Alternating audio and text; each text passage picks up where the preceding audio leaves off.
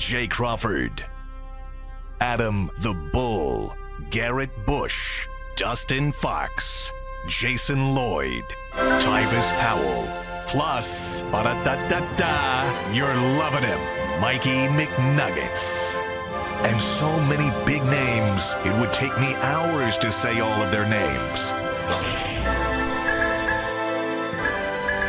The ultimate Cleveland sports show starts now. Booyah! Welcome, everybody, to the latest edition of the Ultimate Cleveland Sports Show, along with G. Bush and Mikey McNuggets. I'm Adam the Bull. We've got Anthony and Steve on the other side of the glass. Earl, we saw Earl today for the first time in a while. He's here. Earl's always here. He just stays. No, I know, but he hasn't been down in the studio in a while, so it's good to see him. And we got a lot to get to today, everybody. We've got Cavs trade rumors. Okay. We've got, obviously, always something with the Browns. I know you guys talked yesterday about Dion being upset. I talked that about on my podcast. But Curtis Granderson. And Curtis Granderson, who I'm excited about. I always liked him as a player. He's played forever. I always wanted him to go on the Cubs. He didn't, but he played most of his career for the Tigers, the Mets, and the Yankees. But before we begin with some crazy topic, G. Bush, you have a statement to make. Yeah, so yesterday, I was, on the internet moving around, and as you know, I do the barbershop, I do Ultimate Browns, I do a lot of things. And I think when I come around and I looked at certain things, it was brought to my attention that somebody had taken one of the clips from my show and used it and placed a title on it saying that I was calling some of my colleagues and my teammates racist. Now, first and foremost, that isn't true. And second of all, what I really want to do is I want to come out and say this because this is important. And I talk about this before a lot too. Sometimes the R word can be a scarlet letter. And to people who work in a media and work in a market where racism kind of exists sometimes, and sometimes people go overboard and call things racist that ain't racist. I realize that word has power. Even if I didn't say it specifically and if somebody else used the title, that still negatively affects the people that they're talking about. Because the reality of this situation is that word is very hard to get rid of. It's something that, when people say it, it sticks with you, and it's a thing, and it creates a stigma. And at the end of the day, the goal is to make UCSS the best show it is that can be possible. So when I communicate and I talk, and a lot of times people can take what I'm saying and they can take the next step with it and take it and run, the first thing I want to say is that it's not meant for the people that I'm working with. I know these people. I know Jason. I know Dustin. I grew up with Dustin, played football with him. I've been working with Bull for 14 years. I know McNuggets. He was the first person to come out here and get me when we started the show. And so I can say that those people are not racist. Those people are not, these people are trying to do great work, and these people are representing a different segment. And sometimes we think differently and sometimes we talk differently. And the best thing about UCSS is we can get on each other and we can talk and we can laugh and we can joke, but we can go after each other and we can talk about what we disagree about. But the part about that we all agree about is that these cats, the race word does not apply to them. And I think sometimes if we quit to say everything or certain things are racist, what it does, it takes away from the stuff that truly could be racist, that nobody will pay attention to now because everything that we pointed out is this and this and that. So at the end of the day, I want to make sure that people understand when I'm talking about something, you should know me. I did DeMar Hamlin. You should know me. When I feel strongly about something, I'll just say it. You ain't got to I'll just say it. But what I will say is that's not what I'm talking about. And so for Jason Lloyd, Jason Lloyd, Adam the Bull, Mikey McNuggets, Jay Crawford, when we speaking, I'm not speaking directly to them. And if those comments that people are espousing to them, and they're trying to flip it and make it them, I'm letting you know right now, as a man, that ain't what I'm talking about. And I'll let you know if I felt a different type way. But I don't feel a different type way. So what I'm saying is, if that would got espoused to any of y'all, that's not what I'm on. That's not what I'm talking about. And I'm saying that as people because it matters to me as a teammate to make people understand that that's not where we're going. This show is great because we can talk to each other, because we can have discourse back and forth, and we do it at a high level. So that's what I want to say before we get to anything else out there. I appreciate that, G. I actually didn't know that happened. I knew there was. I don't know. I don't know what I knew, but anyway. We don't have to dive into the origin of that, but G, my dude, appreciate you. Yeah. There's no sweat at all. No. If you felt bad about something. No, because I feel bad because here's the thing. Yeah. Like McNuggets. McNuggets is young in the game. Yeah. Like, I know how hard it is trying to make it. And so if somebody, even though they don't know it, if they put that on your name, that's difficult. You can't even get that off your name. You know what I'm saying? Yeah. People look at you, oh, that's the dude that, you know, when 60,000 people, 70,000 people say that that's you, and it can start with a rumor, I understand how that could go. And I try to keep it a buck about anything. When we talk about allegations, when we talk about assault, we talk about what you did off the court, I like to keep it 100% above board because I understand that scarlet letter is hard to erase off. So I want to do my part, make sure I'm being proactive when I see it. Appreciate that. I wonder if I got a tweet a few days ago that I didn't understand. There was a woman who was saying, well, Bull is not even a Browns fan, and he said this about, what's his name? Shador? No, Shador's friend that came on the show. Boog. He said Bull said this, and I didn't understand what this was in reference to. I think it had to do with the statistics on Shador Sanders, maybe because I said I don't care about the statistics, but that had zero to do with Shador Sanders.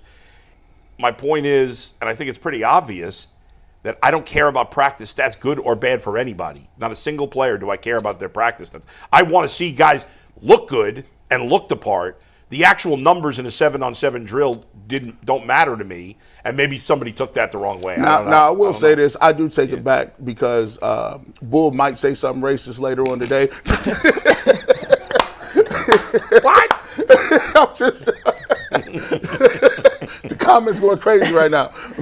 Man, you know what it is, man. All right, well, we appreciate that. Yeah. All right, so we're in a silly, well, I don't know if that was silly. That was actually very serious, but G was silly at the end with that comment. But speaking of silliness, Anthony, I said Anthony was making the plan. I didn't even realize. I just always, we have a chat on our message, one of our text message groups that Mike usually, because Mike's usually the producer of the show, will put the rundown for the next day's show.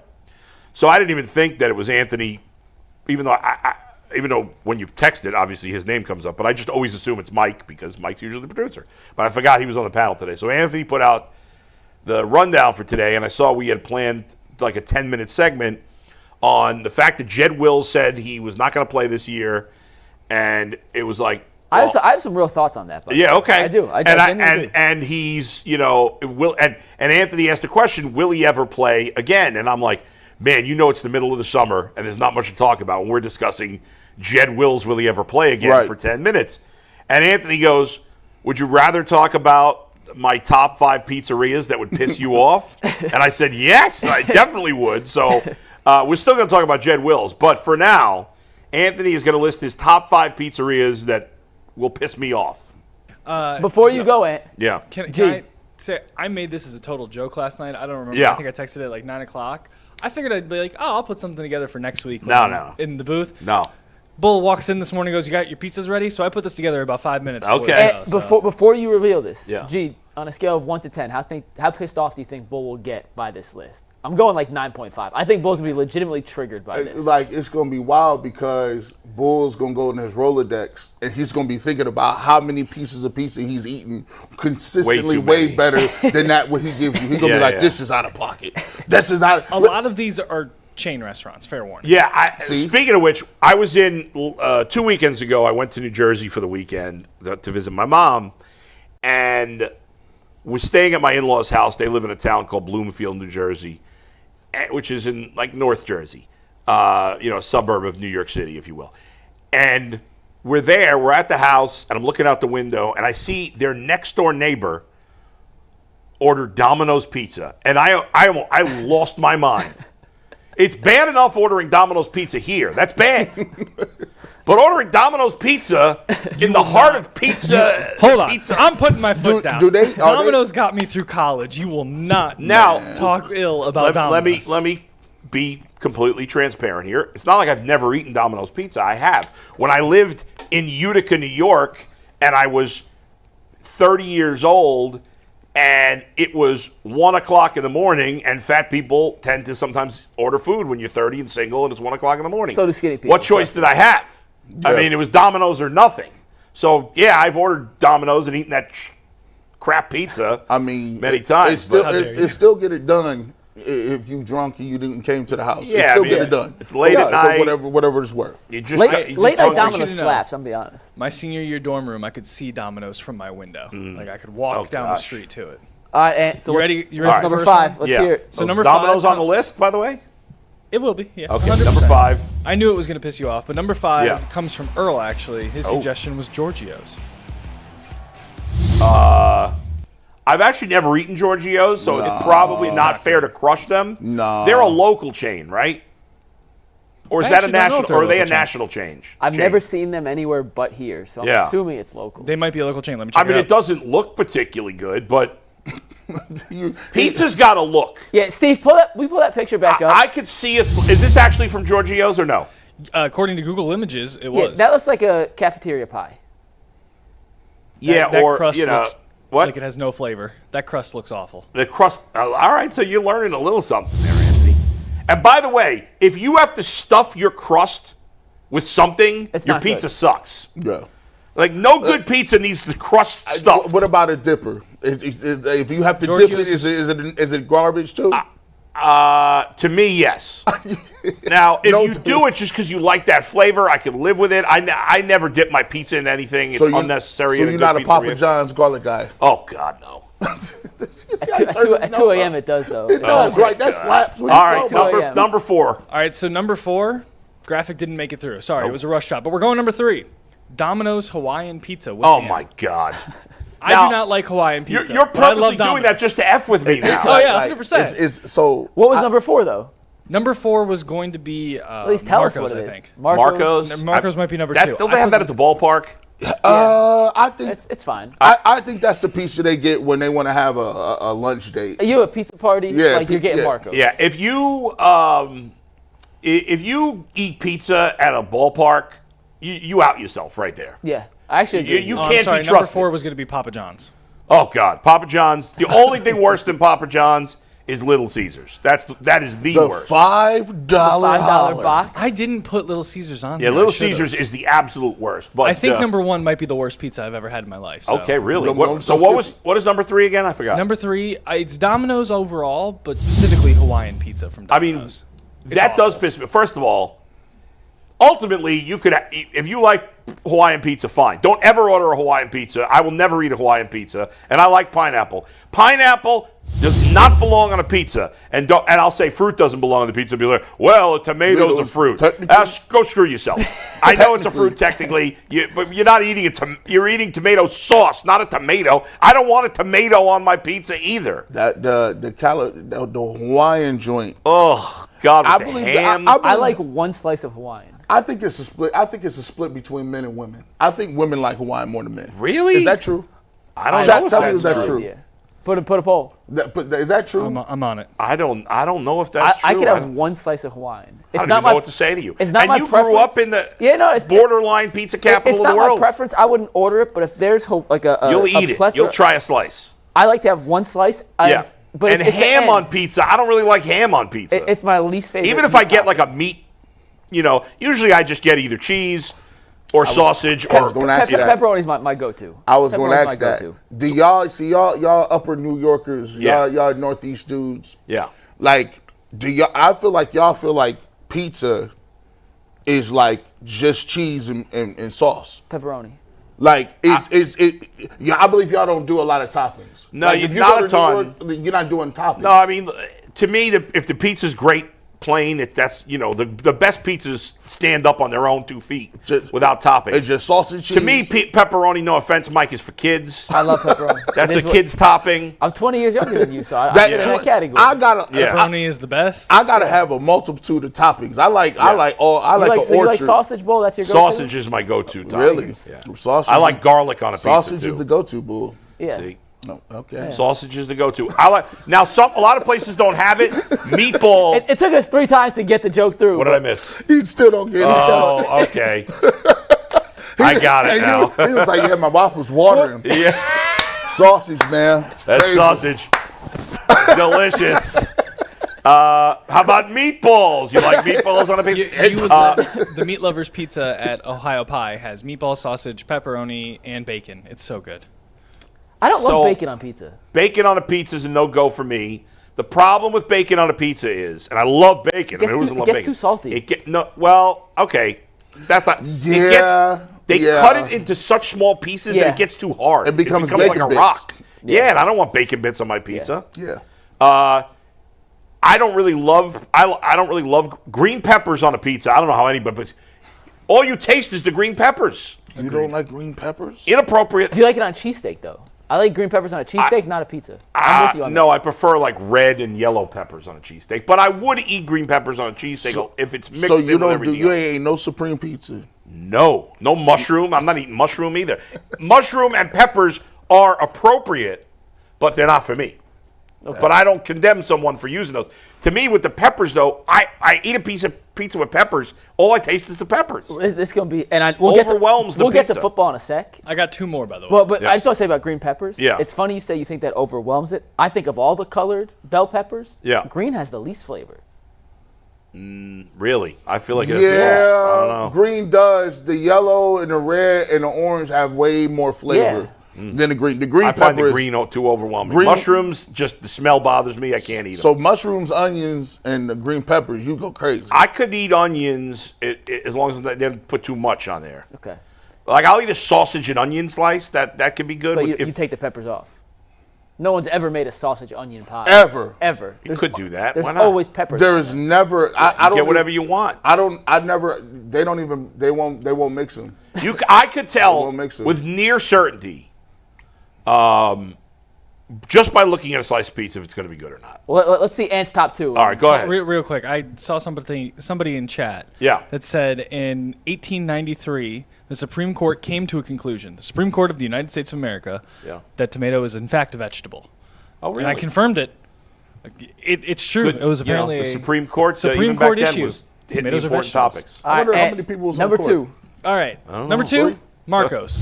Now this one doesn't piss me off. I love Marcos. Marcos is like my favorite chain restaurant. I grew up eating it. It's a lot of pepperoni. It But looks you gross. gave me so It looks much. gross in the picture. I don't think I've had Marcos, so I can't kill it. You can't even yell at me for liking it. I guess I can't. Come I've on. never had it. It's not fair. It doesn't look good. Marco's is an office pizza party where you've met your sales goal for the month, and they give you pizza as if it's enough. Yeah, I made the company $35 million last quarter, Tom, and you got us these Marcos. Yeah.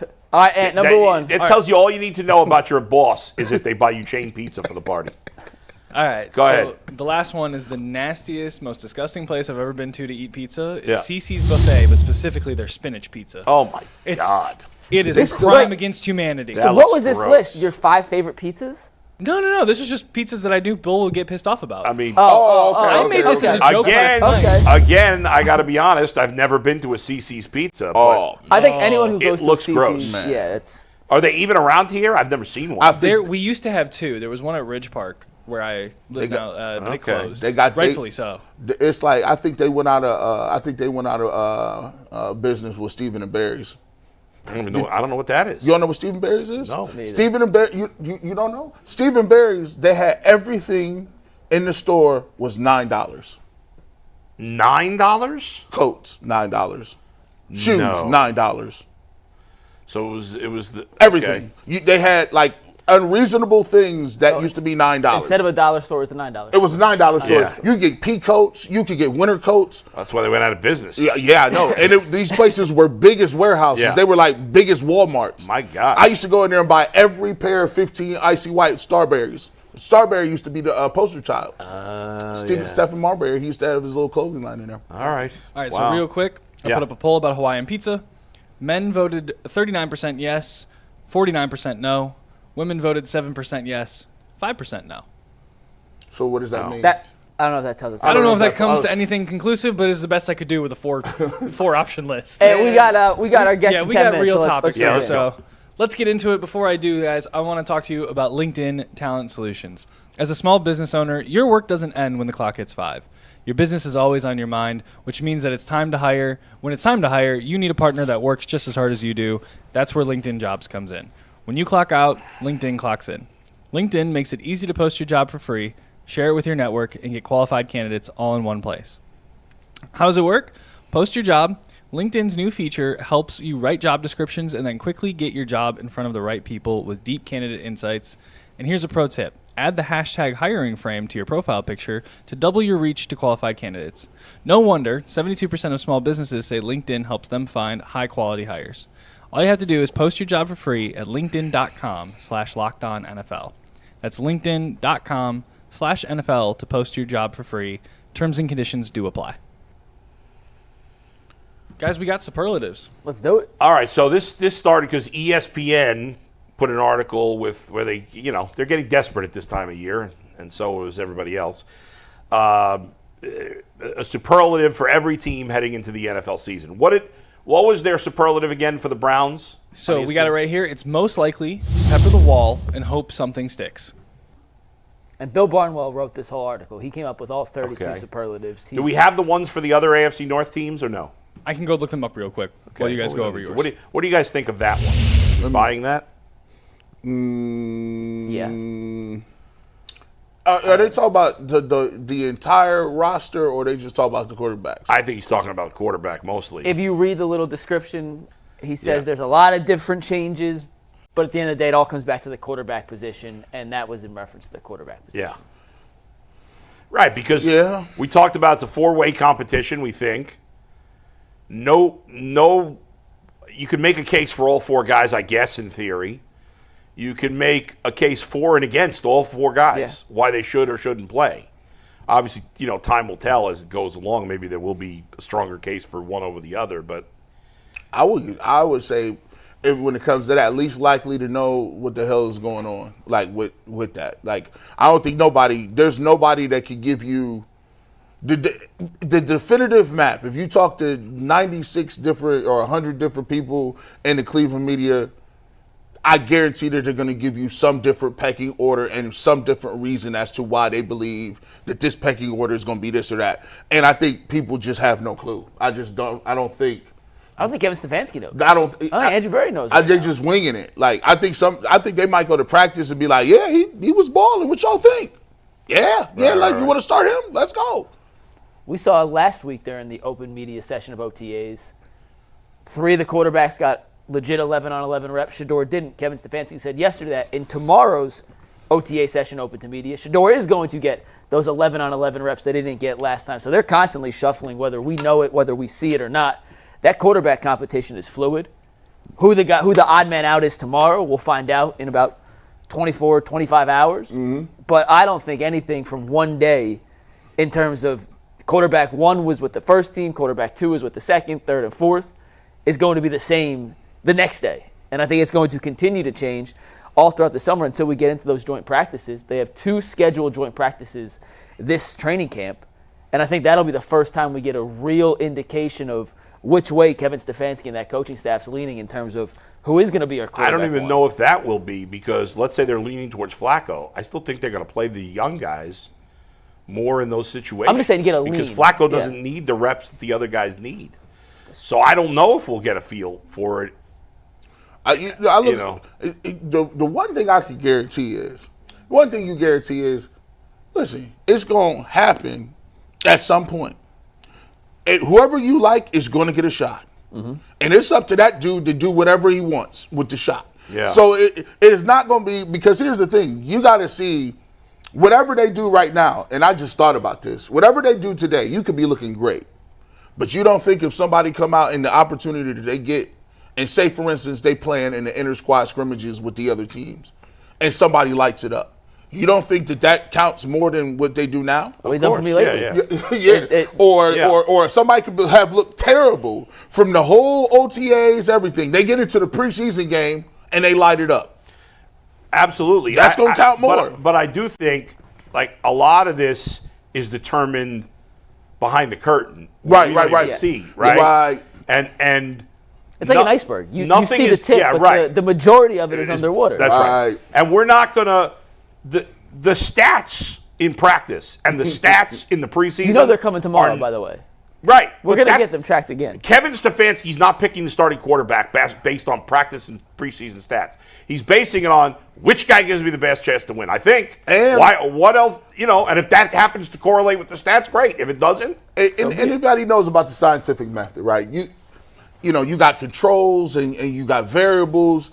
And the thing that we can't really take into consideration is, like you said, we don't get to see. We see one practice, and then there's 3 practices. Right. Where they just doing a bunch of stuff. That's right. What am I supposed to take from that? I don't know. Who could be playing there during that time period? And not only that, G, and I can only speak from college, because when I covered Texas A&M, we got to go shoot the first 25 minutes of practice, then we would get kicked out. I'm not sure if it's apples to apples and how they allow media to watch an entire OTAs. A&M was so deliberate on what they allowed you to see, and so they wouldn't do any one-on-ones. While we were there. As soon as they kicked us out and they made you close your cameras and walk out, as we're leaving, you could see on the far field, they're starting to do one-on-one receiver DB drills with live quarterbacks. So, what we saw wasn't even the good stuff. We were seeing what they wanted us to see. You think they'd be laughing at us? Yes. So even with, and I'm not sure the NFL may do it totally different. Are they allowed to stay for the entire OTAs? I don't know. But I got to imagine the stuff they're doing in the open media session. They're not putting in installs. They're not giving away any tactic. It is the most vanilla part. Certainly not this point Exactly. Of the year, Exactly. All right, let's get to the superlatives that we came up with for the Browns. Let's go to Mike's first. Mike, you're up first. So I thought long and hard about this, and I came up with 2. But the one I decided to go with was the Browns are the most likely team to have more A-block topics on First Take than wins in 2025. Now, I did a little research. I went back in the last 2 weeks. And if anyone doesn't know what an A-block is, by the way, that is the first segment in a TV show. So before First Take goes to commercial. In the last 2 weeks, how many A-block topics do you think the Browns had? On ESPN? On First Take in specific, yep. It's 5 days out of the week. That's 10 possible days. So 11 because I included yesterday. 11 includes yesterday, 6. Spot on. Really? All Shedeur Sanders related. Crazy. 6, yeah. I think the Browns are going to win between 4 and 6 games this year. Yeah. If they had 6 A-block topics in the middle of May and the beginning of June with nothing going on, they're going to have at minimum 20 A-block topics during the season. And I'll give you the breakdown. Yeah. When is Shedeur going to start? Right. Is it time to make the move to Shedeur? Shedeur started. How did he look? Is this Shedeur's job? Did he play well enough to stop the Browns from using both of their first round picks? Did Deion's comments affect the way he played? They are going to have more A-block topics on First Take than any other sub-500 team in football. And I even went back because I had to go back and skim through all those A-block segments. Guess how many the Titans had in that same stretch? Who had the number 1 overall pick 0 and took a quarterback? No. I think they had 2. 1. 6-1 in the last 11 shows on First Take. They're not sexy. So, and Shedeur is. Shedeur has that attention. Yes, he has people that are aura. interested in him. He has Good that and draw. bad. People are interested. Yep. And you know what's wild? I think that topic has something to do with why is Will Levis still there? And they're keeping it Will Levis is still. Do you know what the topic was? Yeah. What was it? Why is Cam Ward and Will Levis still splitting? Is it actually a quarterback competition? Right. Let's hold our superlatives to later. Let's do that so we're not rushing through it. What's that? Our guest isn't here yet. Okay. Well, then let's do G. Bush's one. G. Bush, you're up next. Yeah. I just sent him, I did send him. Here we go. Most likely to ask, who is that guy running on the field? Yeah. That's a good one. And I'm not talking about just I'm saying on kickoff, on punt teams. Yeah. Somebody made a tackle on return. Who is this fullback? Who is the? I think you're gonna starting to see the roster turnover a little bit. you're starting to see more rookies, right? You're starting to see some of those lesser known names, right? Even our backups are a little bit different now. We used to have the Hudsons of the world. We could always have James Hudson. He was always here. You always had some names that you got Jerome Ford, but now you got a lot of new guys. You got a lot of different dudes, and especially on defense. You might have some new linebackers. You got Baker. You got Schlesinger. You got, some different guys in the secondary. So I think there's going to be a bunch of new people running around, and I think that your household favorites, the Nick Chubbs, the Amari Coopers, all those guys, I think you'll start to see, especially at receiver. And what is Deontay Johnson doing? If there's one thing that is crazy, I said it. Listen, Deontay, you must have been listening. I told Myles Garrett he didn't have to come to training camp. I didn't say nothing about Deontay Johnson. What were you crazy doing? Not being here. What is happening? What were you doing, sir? Does he want to have a career anymore? Would you like to just get with one of these? Listen, just find a quarterback you like. Yeah. Just which one to say, I'm with that guy. He throws me the football, and at least you got a 25% chance of knowing that he might be the starter. I don't know where he was at. Yeah, that's weird. We got our guest or no? Let me do a mic check with him, and then we'll get back to yours. Okay, we'll do mine later. That's fine. Yeah, we'll get back to him. Mine is kind of in the same vein as Mike's. I didn't kind of put it the exact same way, but it's there it is. All right, most likely to make bigger news off the field rather than on. Just kind of what you're saying there. They're going to create headlines off the field. Now, hopefully by some point in the season they'll start creating headlines in season. Yeah. But yeah, I mean, if it's Kenny, I was about to call him Kenny Flackett. Kenny Pickett or Joe Flacco playing early in the season. I know, and maybe Joe ends up playing well, but it's not, if the Browns are not very good and you're playing a quarterback that's been in the league a while, including Pickett, nobody's going to, that's not creating a lot of headlines on national shows. Go ahead, Anthony. Yeah, guys, we got our guests ready to go here, but before we get to that, I want to remind you all about Buckeye State Credit Union. If you haven't heard of them yet, meet your new financial partner. Buckeye State Credit Union is a local institution offering everything from checking accounts to home equity lines of credit and auto loans with some of the lowest rates in Northeast Ohio. Their Cleveland branch is in Shaker Heights, which is one of 5 locations across the state, making it super easy to find one that's near you.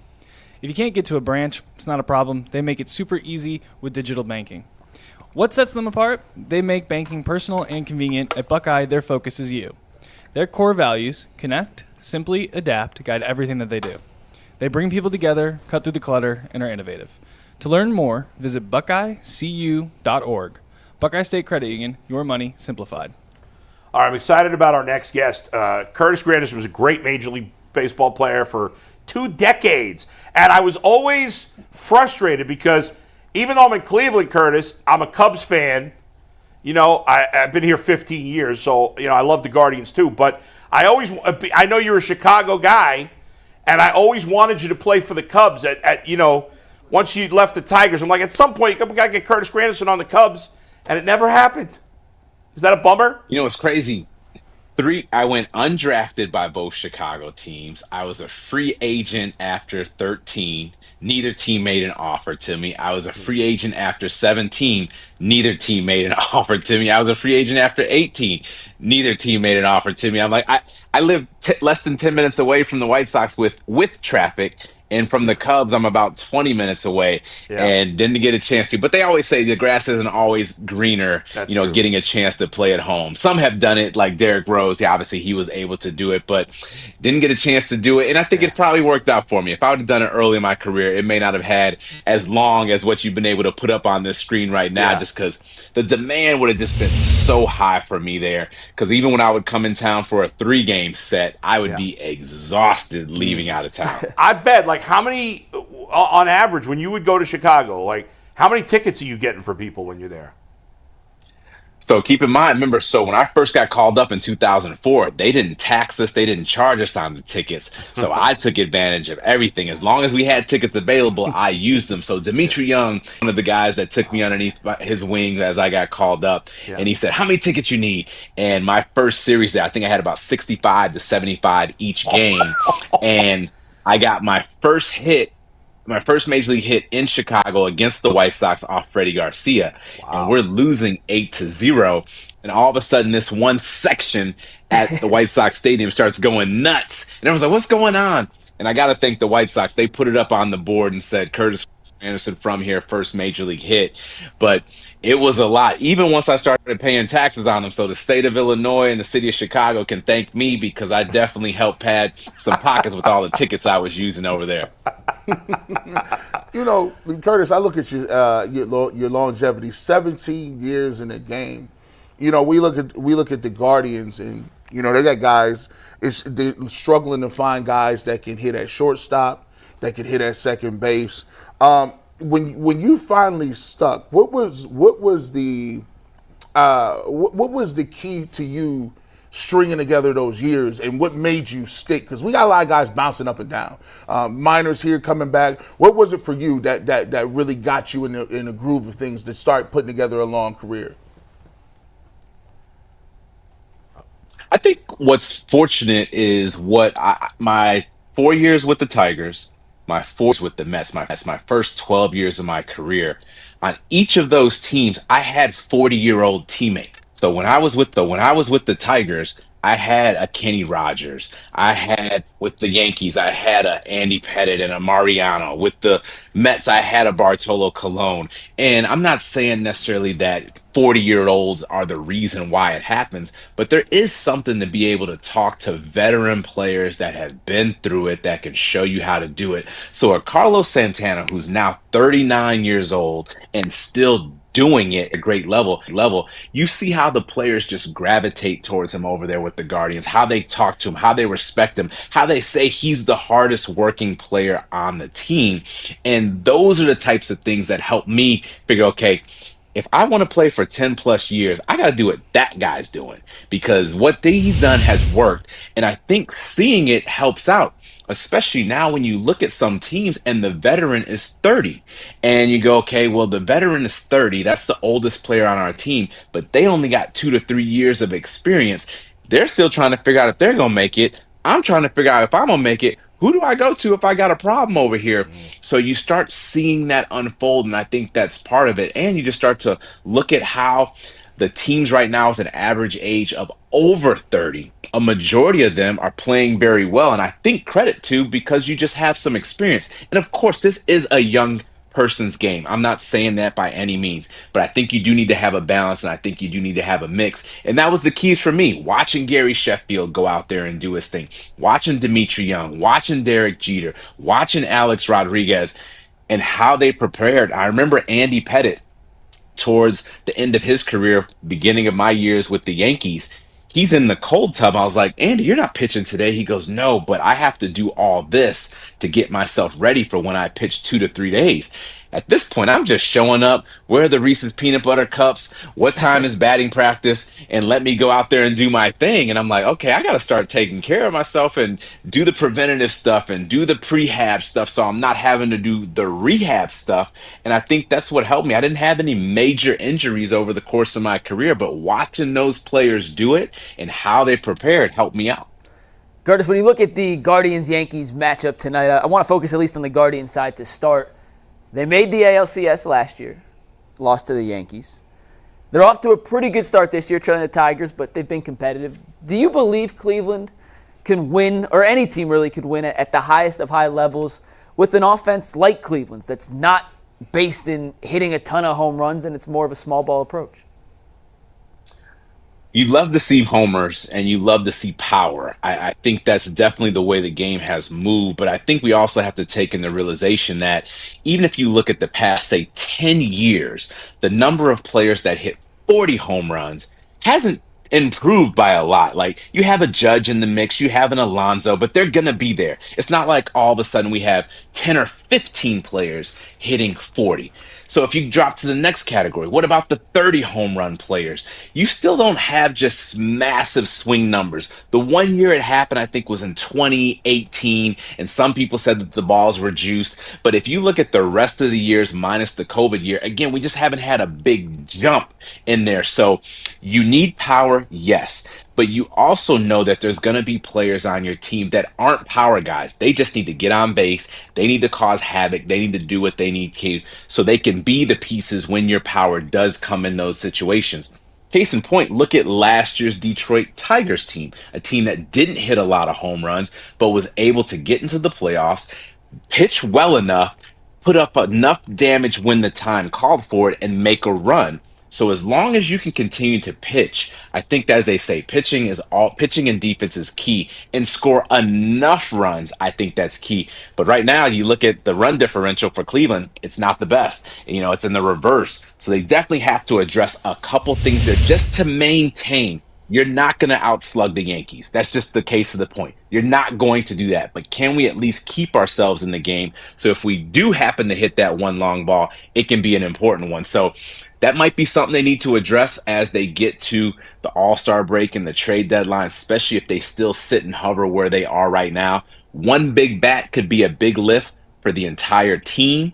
It could be a veteran presence like we talked about earlier that can just show some of these players how to do some big things over there. That could be a key, but you don't necessarily have to overhaul everything. You just have to know what your identity is, continue to get on base, continue to cause havoc. You're going to hit some out of the ballpark, but when you do, you got to have some traffic out there. Curtis, when you look at, a lot of fans here think because the Guardians don't get a lot of attention nationally, obviously, and with the game on TBS and tonight, of course, Curtis is part of the broadcast team, and fans think that Jose Ramirez is the most underrated player in Major League Baseball. I think he's gotten more. People in the game understand how good he is. But the fact that even though he's never won an MVP because of Judge or Ohtani or Trout, he's actually finished in the top 6 MVP voting more than any other player over the last 7 years, which is, I bet a lot of people wouldn't have guessed that. Where do you think he ranks in the great players in Major League Baseball? Definitely think he's underrated. I mean, he's been 30-30 with the new stolen bases or with the new base rules and the big bases, and he was 30-30 before these rules. So he has been that player that has been able to do everything you want in an ideal player. Can hit the ball out of the ballpark, does it on both sides, can steal bases, and plays solid defense. He's as close to a 5-tool player as we have in the game, but I was victim of that as well, playing in Detroit. Like, everyone's like, well, you guys aren't this until you beat the Yankees or until you beat the Red Sox. Yeah. But if he continues to keep doing the things that he has been showing up to this point, they have to bring the attention to him. And I think that's a Major League Baseball thing. Yeah. You have to highlight your stars of the game. Your stars, no matter where they happen to be. And this is a good situation to be in right now. Bobby Witt Jr. in Kansas City. Jose Ramirez with Cleveland. Aaron Judge on one coast. Ohtani on another coast. And a bunch of other superstars in the middle. Like, here's your chance to go. Especially with youth participation being at an all-time high. Kids love things that they can relate to. Like, the number of kids I've spoken to recently, they go, I bet you can't guess what my favorite player is. I said, just tell me the team and I can think about it. And they go, oh, the San Diego Padres. I go, Tatis. How'd you know? I go, because I know how he looks and I know what you gravitate towards. So if kids feel this same way, they're going to feel the same way about the other superstars. If you put it in front of them, people will want to see it. Everybody wanted to be like Mike, even in Cleveland, because we saw him on the Gatorade commercials. We saw him in the Nike commercials. We saw all this stuff. He didn't play for Cleveland, but how could you not be a fan of him because you saw him all the time? And I think that's what MLB could do a better job of saying, this is a player who's been, like you said, top categories in MVP. Multi-year all-star, is doing everything that you've changed the game to get to. He's already been doing it. Put him out there. And this whole thing about, well, they don't speak well, or, English is a second language, or they don't want to do stuff on a camera. With 162 regular season games, we can't find enough footage and enough B-roll and have him read maybe one line to put enough information out there on social or on commercials or ads or billboards. I think this is an area where we could really start to maximize not only him, but other superstars in this game, because it is more than just the Yankees and the Dodgers. There are some great teams and some great players in this game. Now that you mentioned, I had a different question, but now that you mentioned it, I go back to the era where I grew up. I was in high school during the 90s, and I just remember during that time period that there was large stars. Like, I'm asking what happened. Like, we had Griffey and We had Frank McGriff and Gary Sheffield, and you had Frank Thomas, and you had Sosa McGuire. You had Canseco. You had them all over the place. What happened where I used to wake up with Sports Center and look for the top 10 because I wanted to see who hit home runs. I wanted to see who was doing it. And what happened between that era and then the transition of the Tomorrow Stars, where it was in front of mine. Even Ken Griffey Jr. sold sneakers. I was baseball player. Yeah. I was aware of it. Where did we go, and how could we get back some of that? I swung a black baseball bat because of Ken Griffey Jr.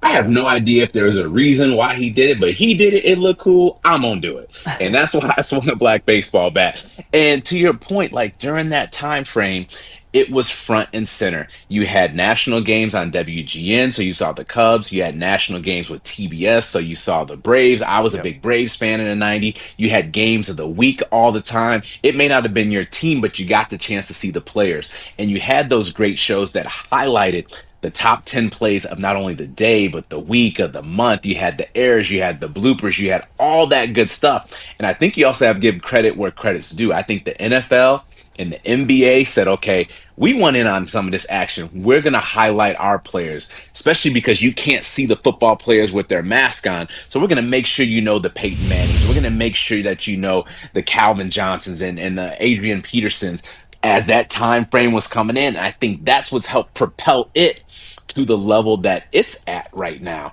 So there has to be a mix of kind of going back and forth and saying, okay, we have these names. We just have to push them back out there like the NBA is doing, like the NFL is doing, like we used to do, and hope that and remember that it's not a situation where we're the only game in town now. UFC is as popular as ever. MLS is popular, now in the States now. You have all these other things that weren't necessarily competing in that category in the 60s, 70s, 80s, 90s as they do now. And I think change is a good thing, and it's okay to change, but still keep a lot of your core identity, but still grow with what is out there. If a kid is going to constantly be on this thing, well, I need to make sure that the game is on that thing too. I need to make sure that they can interact with it. I need to make sure they can do it. I don't want to say, well, they play too many video games. We got to get them outside and do this. Well, they play video games. I played video games too, and Ken Griffey Jr. Baseball was one of my favorite games. So if you put it out there, there's going to be things. RBI Baseball, the show, like if you put it out there, that's what the kids are doing, and the kids are going to be your next generation of fans. So go to where they're at and start to continue to promote that. I think that'll help us get back to where those superstars are. And what's crazy about it, if you think about it, look up the top 20 contracts in all of sports, total value. It's like 13 to 14 of them are all baseball contracts. So we have Soto and Ohtani, the two biggest contracts in all of sports. And I bet if you walk around and ask them certain people, you might have a lot of people have no idea who Juan Soto is. And then you follow through, you got Lindor, you got Tatis, you got Aaron Judge, you got Mike Trout. And big by a long shot, $300 million, $400 million, $500 million, $700 million. As a kid, isn't that what you want to do? You want to have money when you grow up. Everybody wants a big house and they want to take care of their family. And a lot of the reasons why kids play sports is because of the things that they know comes with it. Well, that's a great thing to have come with it, but again, we got to put it out there. And so this could be a product of what you do if you can make it. But again, a lot of people look at the other things and go, well, that seems to look cool over there, so I'm going to go and do that, and I want to be a part of that. Curtis, I mean, you couldn't be more on the money with that. I mean, you're 100% on it. And the unfortunate thing is there's so many players on almost every team that fit the bill.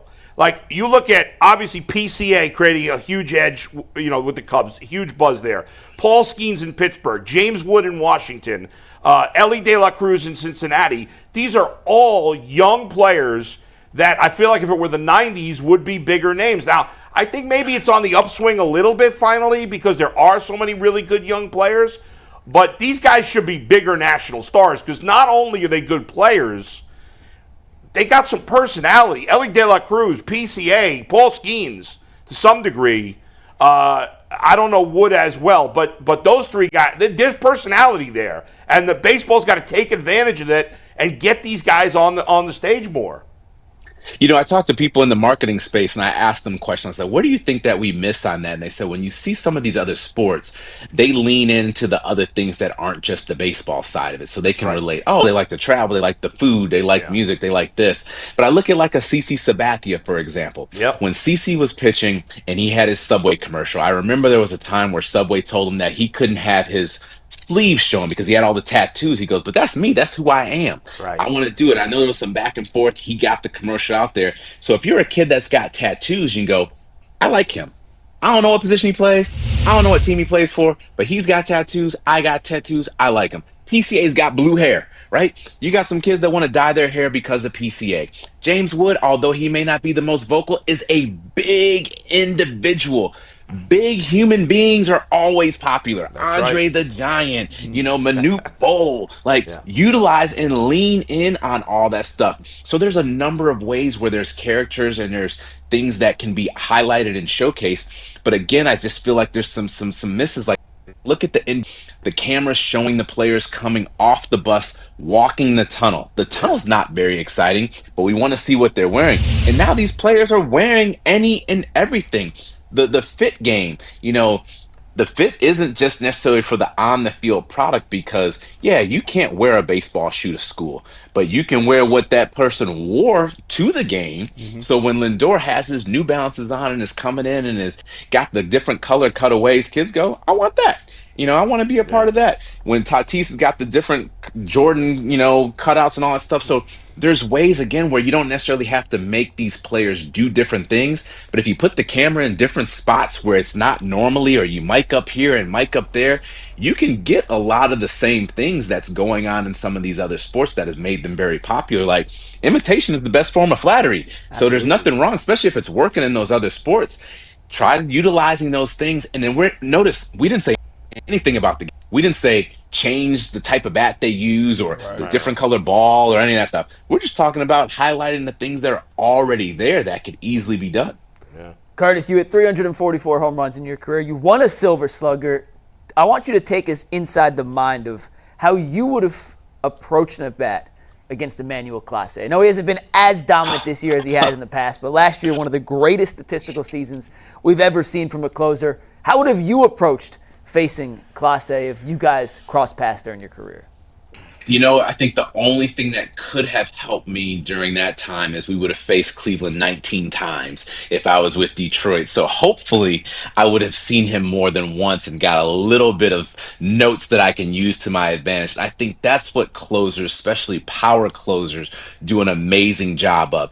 You may only see them once this series, and it's only going to be hopefully for 3 batters, and you may not even be one of those 3 batters. So you're just on the side watching him destroy your teammates, and you go, okay, whenever I finally get a chance, I'm remembering all the negative that he just provided for me, so let me hopefully try to turn that around when it's my turn. But if you get more at-bats and you start to get in a rhythm, that's how you start to get to him. And I think that's what may have happened a little bit in the postseason. They're out there for more pitches. They're out there for more innings. They're out there for more times through the lineup, and you're starting to get a few more notes that can help. But he's still one of, obviously, the best arms in this game. Velocity plays, although I love facing velocity, but there's still always going to be an advantage when you can light up the radar gun at 100. So I got to come out and be aggressive, especially if it's going to be in a closing situation. I can't let him get ahead. And hopefully he throws strikes, and I got to try my best not to miss one of them and get out there and try to match power with power. But it's definitely not an easy matchup. And I think, also now that helps these closers. This is one thing I think that baseball has done a good job. Utilize these lights. Utilize the sound system. Back when they used to have the drum over there, out there in left field, banging on it, like all those different things just to kind of strike a little fear, a little intimidation, a little bit of pressure. That stuff works. Home field advantage is a thing in baseball if they lean into it. And I think Cleveland's always done a really good job of leaning into that. So utilize the technological advances that you have. Cut the lights, make it look this massive thing. That scoreboard has always been huge over there in left field. Utilize all that, because some players that heart rate will start to go a little bit faster when they know it's their time to go up there and hit. By the way, Curtis wiped out my Cubs in the 2015 playoffs with the Mets, and then you wiped them out in 2017 with the Dodgers. Curtis Granderson hit 3 home runs and I believe over 1,000 OPS in the World Series against the Royals. And I'll tell you, obviously, I don't have to tell you, but they lost, of course. The way you dismantled the Cubs in the NLCS, they couldn't hit your pitchers at all. I thought you were going to. I thought you guys were going to wipe out the Royals. I had no thought you were going to lose that series. I still can't believe you guys lost that series. Were you shocked? Yeah, I mean, baseball is this funny thing. You know, I feel like every time I've got a chance to do it, like even my '06 World Series, we beat the Yankees in the first round. We sweep Oakland. We had even swept St. Louis earlier that season. Yeah. And then we come out, we couldn't hit, we couldn't pitch. We lose to St. Louis in that World Series. Here we are in 2015. Some similarities where we end up beating the Cubs early, so we have a little time off. But I thought we were better positioned. We came out offensively better. We came out pitching a little bit better than that '06 team did. But that first game, I think, was the turning point. If we win game 1 of the World Series, which we were up, Alex Gordon hits a home run to take us in and they end up beating us in the extra innings. We lose game 2. I give that to Kansas City. But now we go back to Citi Field and it's split 1-1 versus being down 0-2. And a lot of people talk about how that game 3 game is such a pivotal game, which we ended up winning. We would have been up 2-1 versus being down 2-1. And I think it could have potentially have been a different series. But Kansas City was the team that was the first to go ahead and start this new pitching situation that we have going on. I remember Chris Young was starting the game. He was throwing 85, 86. He was very sneaky, but I'm like, all right, second time, third time through, we got him. And wait, they're taking him out in the 4th, 5th inning. What's going on? He's supposed to stay into the 6th or the 7th. He's only got 50 pitches. And then here come the arms. Here comes lefty velocity, righty velocity, lefty velocity.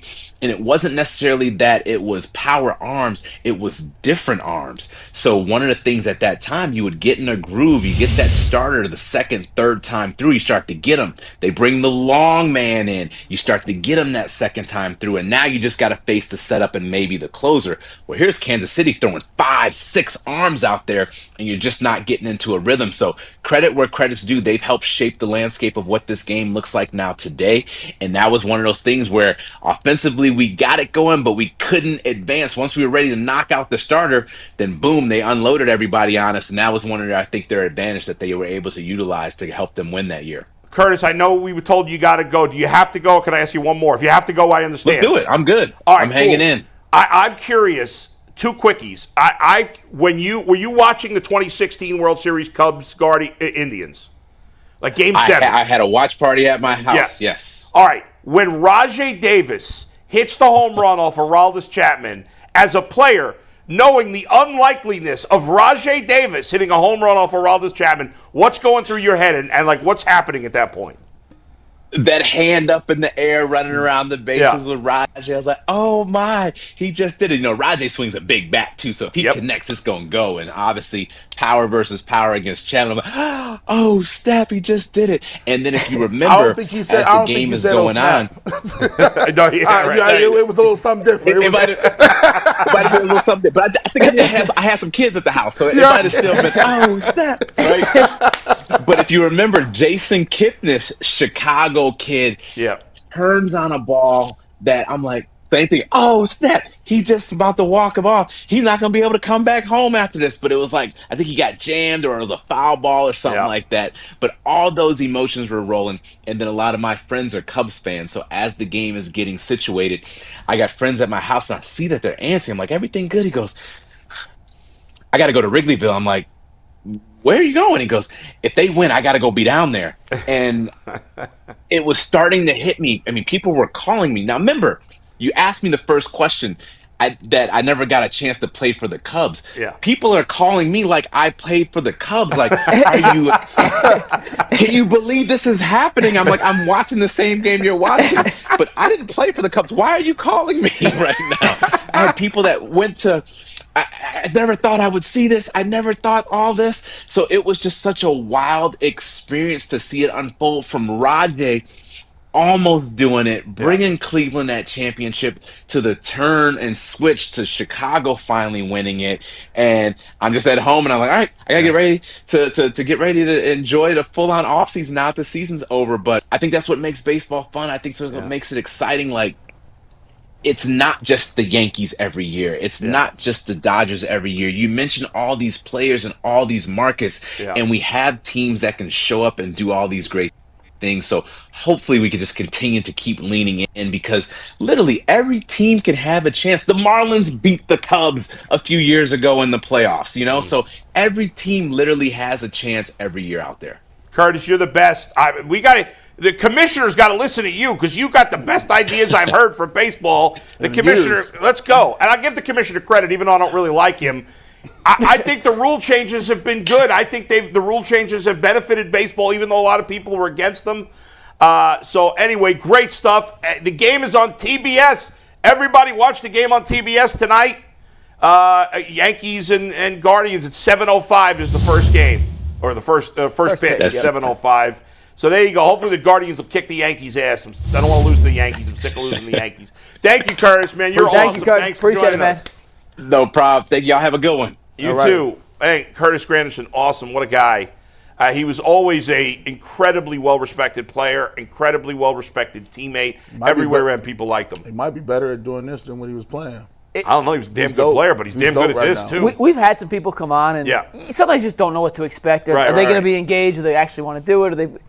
Curtis was awesome. He was awesome. Curtis and was like awesome. we were told he had to be done at 11:55, so I wanted him to give a chance if he had to go, but he was happy. I'm glad I asked him that, because that was a good answer. I think he's having fun. And in bull fashion, he's saying, I got one more for you. No, I got three quick ones. It's the second. Twice today. It's the second time I almost spit out my drink. 3 quick That ones. is true, though. That's an accurate comment. You got him. I got just 8 more for you, Curtis. Yeah. But you got to low him. I got one more, but then you pepper him with 7 in a row. By the way, I had got an answer. I wanted to follow up and ask him, would the Indians have won the game if it wasn't for the rain delay? I wanted to ask him Chicago pizza versus New York pizza, but I at least I stopped eventually. I wanted to ask him, too, and I'm curious what you guys think, and then we'll get to the rest of this stuff today.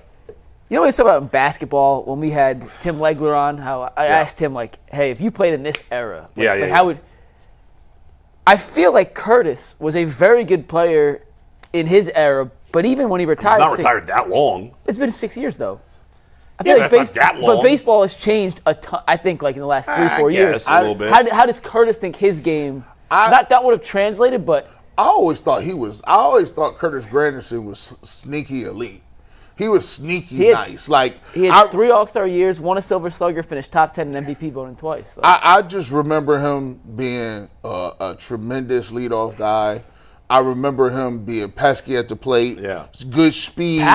Power, sneaky power. That's almost 400 home runs. Yeah, I didn't realize he had that many career home runs. 41 home runs in a year with the Yankees. And hitting 3 home runs. How many guys have hit 3 home runs in one World Series? Man, not a lot. You know, listen, and he's not a huge guy either. Like no, he was not. And listen, he's not a Hall of Famer, but Haller really good. He's an awesome player. I mean, he was a very good player, and he would have been good in any era. So it doesn't matter. He would have been the same really good player that he was when he played. If he played now, he played in the 19 whatevers. He would have always been a very good major league player. Look, and Black don't crack, man. He's really 75 years old. He's the same age as me. He looks younger. Curtis Granderson is 76. He's the same age as you? I think he's 53, isn't he? Take a look at what he is. He didn't Although I turned 54 tomorrow, but he's 44. Oh God, he's 10 years younger. Yeah, I was gonna say, Yeah, what am I talking about? He literally just said he just retired, and then he's like, I'm like, if he's 40. He's not Julio Franco. My bad. Like I don't know what I was thinking there. A little brain fart. But by the way, speaking of age, real quick before we get to the next topic, yesterday I went through the Taco Bell drive-thru for breakfast. I shouldn't be eating that crap, but whatever. I'm at the, and I told the story on the podcast today. So if you listen, I'm repeating the story, but I'm going to tell it again. I go through and I'm like, all right, I'll have a crunch wrap, no jalapeno sauce, and a small Diet Pepsi. Because, fat guy needs a Diet Pepsi. You know what I'm talking about. So, G's like, no, I don't know what you're talking about. Yeah. So, you know how they put the order up on the screen? Yeah. And I see the crunch wrap, but there's no Diet Pepsi. And I'm like, oh, I want a Diet Pepsi also. He's like, I got you. And I'm like, all right, whatever. So I drive up to the front, and a guy hands me a medium Diet Pepsi, and he goes, free for seniors. And I said, what? What? I said, what are you talking about, seniors? Did you pay for it? No. So you didn't correct I'm going to take advantage. Of course I corrected him, but he didn't charge me. He goes, I said, how old do you have to be a senior? He goes, 55. I said, all right, I can listen. I'm not 55 just yet, but I can live with that. I thought he was thinking I was 65 years old. Yeah, that's funny. I mean, even if you argue, nobody would think I'm 65. I mean, come on. You think I'm older than 53? Maybe. But I was like, that's crazy. And the guy, speaking of black don't crack, happened to be black, and he goes, he goes, I'm 69. This guy looked like he was my age. And I would have guessed he was in his 40s or early 50s. Man. The guy was 69 years old. That is crazy. So shout out to, I don't know his name, who works at Taco Bell in Lakewood. There you go. Yeah, shout out to them. Guys, I'm not a senior. I wasn't going to show my superlative, but it does have the same effects that Taco Bell could have real quick, so Steve, throw it up real fast. Okay. It's most likely to cause emotional distress, physical pain, loss of appetite, maybe a rash. So your Taco Bell reminded me to show Right. There you go. Yeah. Morning. That is fair. That's a fair comparison, Anthony. I can't disagree with you there. All right, where we go next? Yeah, I'm going to talk to you about Menu RX. RX real fast. Yeah, Menu RX, After the Taco Bell. I will tell you that if you talk to Dr. Jake May and the rest of the team at Menu RX, they're probably going to tell you that Taco Bell is not the best thing to be eating. So if you want help with a diet plan, if you want help getting in better shape, if you just want to find out what is the best food/fuel for your body, for you, because it's different for everybody based on your metabolic makeup, find out with menurx.com. That's menu-rx.com. They will help you with one-on-one counseling and testing using actual science and not some dope on the internet who's telling you got to eat 82 carrots and that's the only way you can lose weight. So get real help from real professionals, doctors, scientists, menu-rx.com. And if you sign up this month to any plan, you will get a free membership to the Ultimate Cleveland Sports Show for a year. That's a 6-month value, a $60 value, absolutely free. Menu-rx.com. All right, guys. So Yes. Joel Bitonio was talking at the golf outing yesterday. Yeah. And he gave us a little bit of a preview about the offense coming this season. And he said it's kind of more back to classic Stefanski install around 2020, 2021. My first question for you guys here for this topic is that what we want to see this year? Go ahead. Guys, I think absolutely that's what we want to see. The Browns, in a perfect world, we want to see someday a Browns quarterback being a superstar and throwing the ball all over the field. And maybe we'll see some of that, certainly with Joe Flacco. With the other guys, who knows, as a rookie, or Kenny Pickett's not that type of player either. And so we may see some of that. But I think as much as we want that in a perfect world, the Browns as an organization, and especially as an offense, need to get back to the basics. Mm-hmm. And the basics are high completion percentage and running the football and being a balanced team. And for good or bad, and maybe ultimately there will need to be further adjustment down the line. The Browns have been at their best when they've gone with what Kevin Stefanski was doing when he first got here, and that was, with Baker and to some degree with Joe Flacco when they were playing, and even Jacoby Brissett when they were playing more of that kind of offense, a complementary type of offense with a powerful running game. Again, less with Flacco because they didn't really have the running game at that point, not to the same degree. But with two guys drafted relatively high at running back, one of which, a Buckeye, who, I think we all think is going to be a stud. The Browns can get back to that type of play, hopefully. And I think that will help this offensive line because, especially in the middle of the line, with the veterans that you have there at guard and tackle, those guys are meant to meat grind, guys. They are meat grinding. Sounds a little weird. That's yes, indeed. He started the show with sausage, and now he's meat grinding. Yeah. Those guys want to run the ball, smash mouth. And I think that will help everybody and especially once we start playing the rookies, whether it's Shador or Dylan Gabriel, to help with their confidence and to help them build up as a quarterback. if you have a good running game and you're kicking ass with the offensive line, it'll take a lot of pressure off the young quarterbacks. And so, yes, I think right now it's a good time for them to get back to the basics and get back to what Stefanski and the offense did best when he first got here. If the question was, is this the best move for the Browns to be their best in 2025? The answer is unequivocally yes. Run the ball, play action, get back to what Stefanski has done best in the past, get back to what Joe Flacco has proven he can show you, get back to the blocking schemes that made Bitonio and Teller and Pochich one of the most feared interior offensive lines in all of football a couple of years ago. But if the question is this what we want to see? Hell no. I want to see Shedeur Sanders sling the rock around. I want to see Dylan Gabriel attack downfield and see if Cedric Tillman and Harold Fannin and some of these young receivers have the makings to be a long-term answer in this offense. Does that necessarily lead to wins? Is that their chance to be most successful?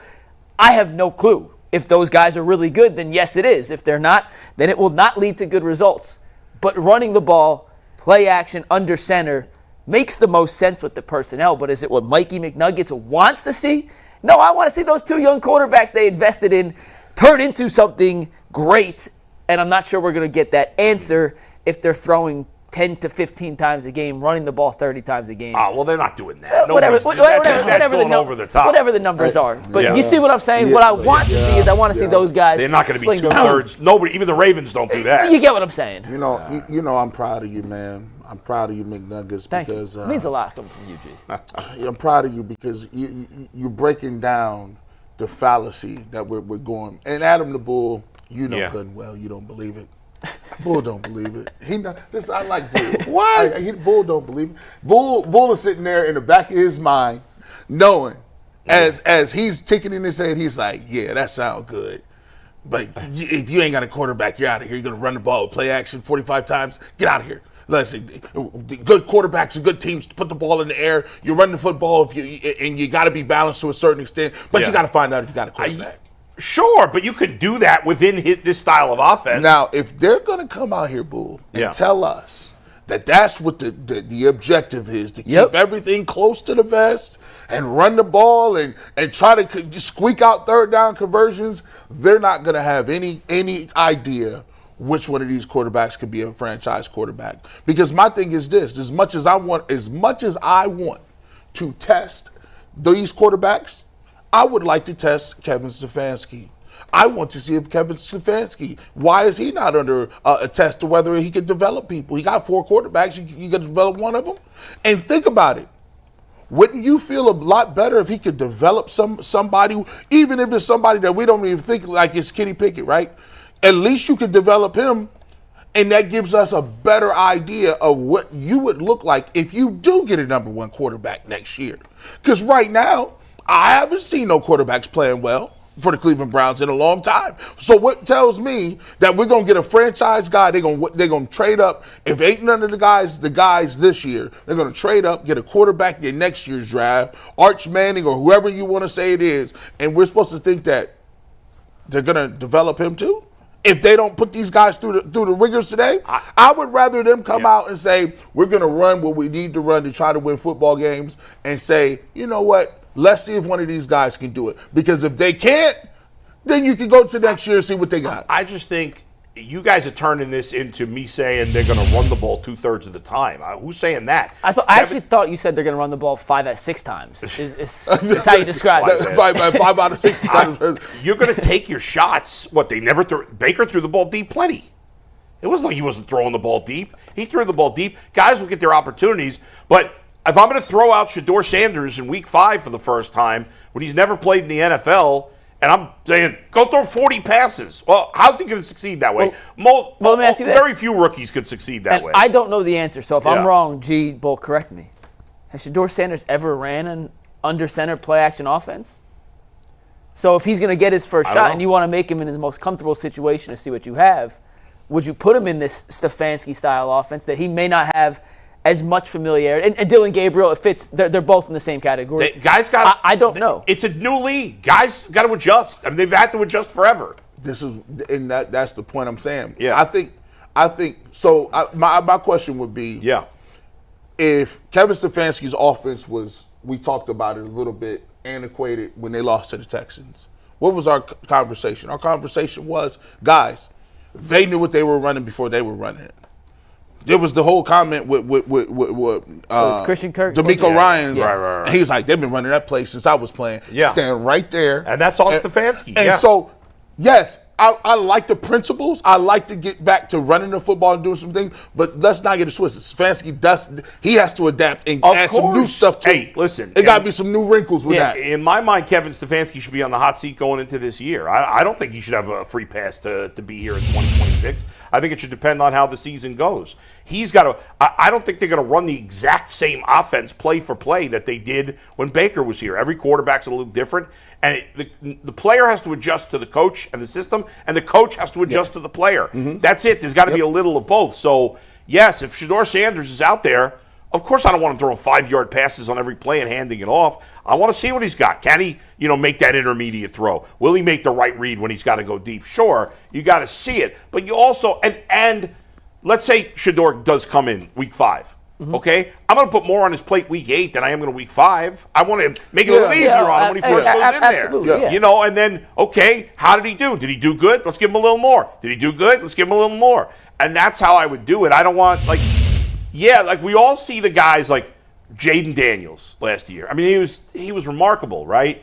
And he took, eventually he had a lot on his plate. We're not watching Washington every week to know, what they progressed right, and how they brought him along. I bet you was doing a lot more by week 8 than he was doing in week Kingsbury 1. Gave an interview where he talked about the progression. Week 1 it was simple. Week 8 they added 17 different things by the end of the season. And you're talking about the guy who maybe had the best rookie season ever by a quarterback. And even it wasn't all thrown on him week 1. It's a lot for these guys. No matter who you are, no matter where you were drafted, a quarterback, there's so much to learn. I'm not going to just say, first game, Shedeur, go throw it 45 times. It may turn out that way. Maybe they're getting blown out. I don't know. But that's not the ideal scenario. If I'm Kevin Stefanski, and it's my job to get the best out of Shedeur Sanders, I don't think, or Dylan Gabriel, but in this case I'm talking about Shedeur, I don't think the best thing for Shedeur Sanders is to be throwing 4 passes for every one run his first game. I think we are dissecting why it is difficult, the difficulties that they're going to have this season. We're actually just highlighting them right now because you have 2 tracks. One track is, yes, you're trying to get the best out of the guys and put them in position to win football games and to make them look good. But then there's another track that says, all right, time is ticking. And it's the Jason Lloyd track that says, yeah, we got 2 picks next year. Yeah. And we need to figure out if we got a quarterback. Yep. So it's how do you like weave and put the needle through the eye and make sure that you can do all things and at the same time make it where you have enough sample size to get these guys to show. Sure. To me, if I'm an NFL coach and I spend a year with a player, I should know, shouldn't I? Shouldn't I know at that point, or at least have a good feeling about it? I think you should know, but we've seen cases where teams think they do and they're wrong, and teams think they don't have a player, and it turns out to be wrong too. But in a lot of those cases, maybe they didn't have a better option anyway, so they stuck with the guy. If you're like the Giants decided to stick with Daniel Jones, well, yeah, okay, you could say that was wrong, and it probably was, but maybe the other options in there, I can't remember now. No, the other options. Maybe there are other options. They didn't think those guys were any good. So what's the point? If let's say the Browns total disaster this year, they have the first pick in the draft, and by the time we get to next year's draft, there's a quarterback that everybody thinks is the next Burrow.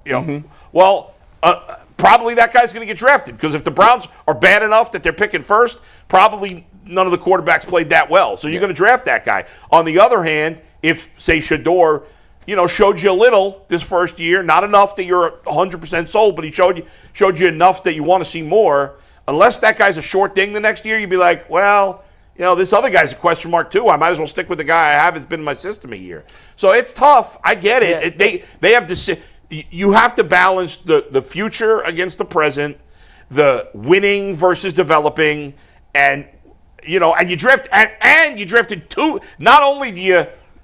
Maybe you want to take a quarterback next year, but you've drafted 2 guys. So you have to have some sense of both of them before you make another big decision on a quarterback maybe the next year. We're going to talk about a Cavs trade later on. Yeah. And one of my themes on that is to be threading the needle of 2 timelines. And how do you thread 2 timelines? the Browns are in a situation right now where not only are they threading two timelines, but they're trying to thread two timelines with two strands of string. Mm-hmm. Because you have Shedeur and because you have Gabriel, and you need to figure out an answer to get to whatever that next timeline is, whether that is draft a new quarterback or build around one of your two rookies. How do you get them both enough reps to feel comfortable? How do you get them enough playing time so you can make a valid determination on whether or not player X can be your guy or player Y can be your guy, or do we have to completely move on, while also trying to rebound from a 3-14 season where you may feel like you have job stability, but to your point, Bull, I don't think they should. At some point, we got to start evaluating these guys. I don't think Kevin Stefanski or Andrew Berry have earned job stability. I'm with you.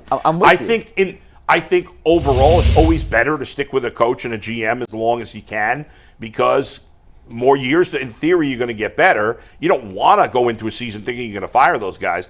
But in my opinion, neither the coach nor the GM has done enough to be locked in beyond this year. And I'd ask, show me the quarterback that they've had a great relationship with.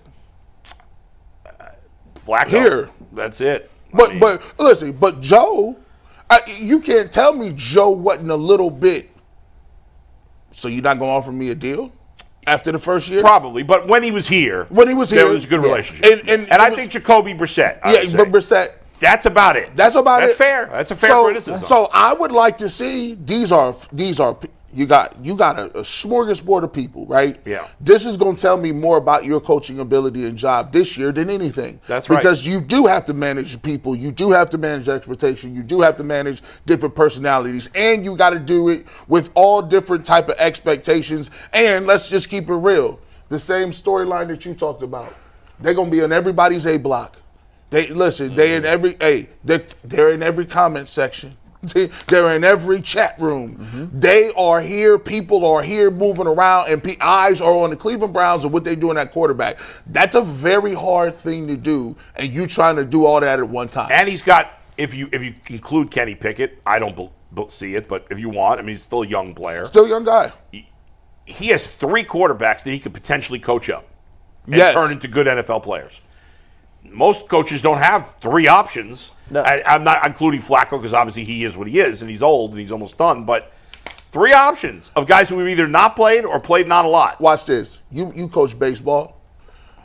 You know coming into the season who your pitcher's going to be. Right. How many times you done developed a pitcher that used to be a right fielder or a first baseman in the middle of the season? It's hard. It's hard. You going to go, it's hard to devote that time. I'm going to just coach up what I got. It's hard to just teach that up. Let me get that dude over there. Nah, I'm going to go with the three I know that pitched last year for me. Yeah. No, that's true. It's a tricky situation. So, the tendency would be to lean towards Flacco. You already know what you got, but he's got three opportunities to coach guys up. It's really going to be fascinating to see. I mean, we've never really seen anything like this. And think about it. Joe Flacco, obviously he's old, but he was a first-round pick, right? Yes, 17th overall. Super Bowl champion. Kenny Pickett, first-round pick. Super Bowl champion. Dylan Gabriel, third-round pick. Mm-hmm. But the guy getting the most conversation is the guy drafted in the fifth round, which you've never seen a situation like this before. It's the most It's unique, completely unique. And you didn't. By the way, I got a cramp in my side. And it hurts to lift my arm because I got a shingles vaccine yesterday in my shoulder. And so my arm hurts. Get him off camera. That's it's sad terrible. to see. You know, and then I got to ask a question. It's at some point, there's a speculation. At some point, does the owner be like, well, I think I want to see Shedeur. And the other question on top of that, and this goes back to, like I said, trying to thread two timelines at once. Whoever you're playing at quarterback, you're not just evaluating them, but you're trying to evaluate how good does Harold Fannin look. All these other receivers that they're trying to it's a bad use of timelines, because when you talk about the Cavs, you're talking about, well, would you trade a veteran player for a young player? It's win now versus win later. The Browns, there's no win now option for the Browns. Okay, maybe time, but it's, do we cut ties and completely move on to the next generation? Are we trying to win this year? We want to be competitive. Right. Like, is Jerry Jeudy going to be sitting around being like, come on, man, it's another quarterback in again? So, okay, maybe timeline's not the right word, but it's It's levels. It's steps. It's trying to figure out two different outcomes in one equation. Yeah. That aren't necessarily compatible with each other. Now they could be. If Shedeur or Dillon turns out to be the best quarterback, they start, they play, you win. It is incredible. That's the best case scenario out of all the scenarios. You know the worst. Is it the most likely? I don't. The worst case scenario is Kenny Pickett plays just good enough. The worst case scenario. If we're in the quarterback room, I'm telling you, and we all three going to be quarterbacks. I'm telling you, hey, I don't want to go first. You actually think about it. You actually, if you're Kenny Pickett, you're actually like. Pickett starts is the worst. It's the worst thing for you because you got two rookies behind you that people want to see, and they already think that they're better. And you got Joe Flacco chilling. Let's play. Let's play a little. Let's play this out real quick. Kenny Pickett gets the week 1 start. First incompletion. What did the fans say? Man, get him out. If he got the wrong socks Flacco. Yeah. They're going to be calling for Shedeur. No, it's going to start. It starts with Flacco. That's crazy. I think it is. It starts with Flacco. Flacco won't be here, though. I'm just saying. All right.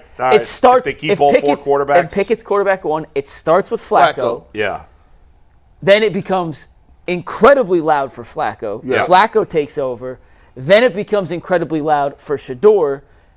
And I'm not quite sure where Gabriel fits in this situation. Gabriel is just sitting there, and it's a no-win situation for him. Yeah. It's definitely no-win. Because if they're going to play a young guy, if somebody says, hey, let's go with the youth movement, everyone's going to watch Shedeur. Unfortunately, he's not the option at the youth movement. But he was the higher pick. I mean, this situation is really tough on him. Yeah, he's in a very bad spot. There's never been a situation where a quarterback, that a team drafted multiple quarterbacks, and the lower drafted quarterback is getting the hype. Yeah. Fair or not, it's rough. He's not just hype. He's the most popular rookie in the entire class. Yeah. Like, and then you got to look at it from his perspective. Like, listen, I didn't even expect to go this high. You got one person who didn't expect to go that low, one person that didn't expect to go that high. Yeah. And he's kind of like looking around like, I'm gonna just try to keep coming to work and get this money.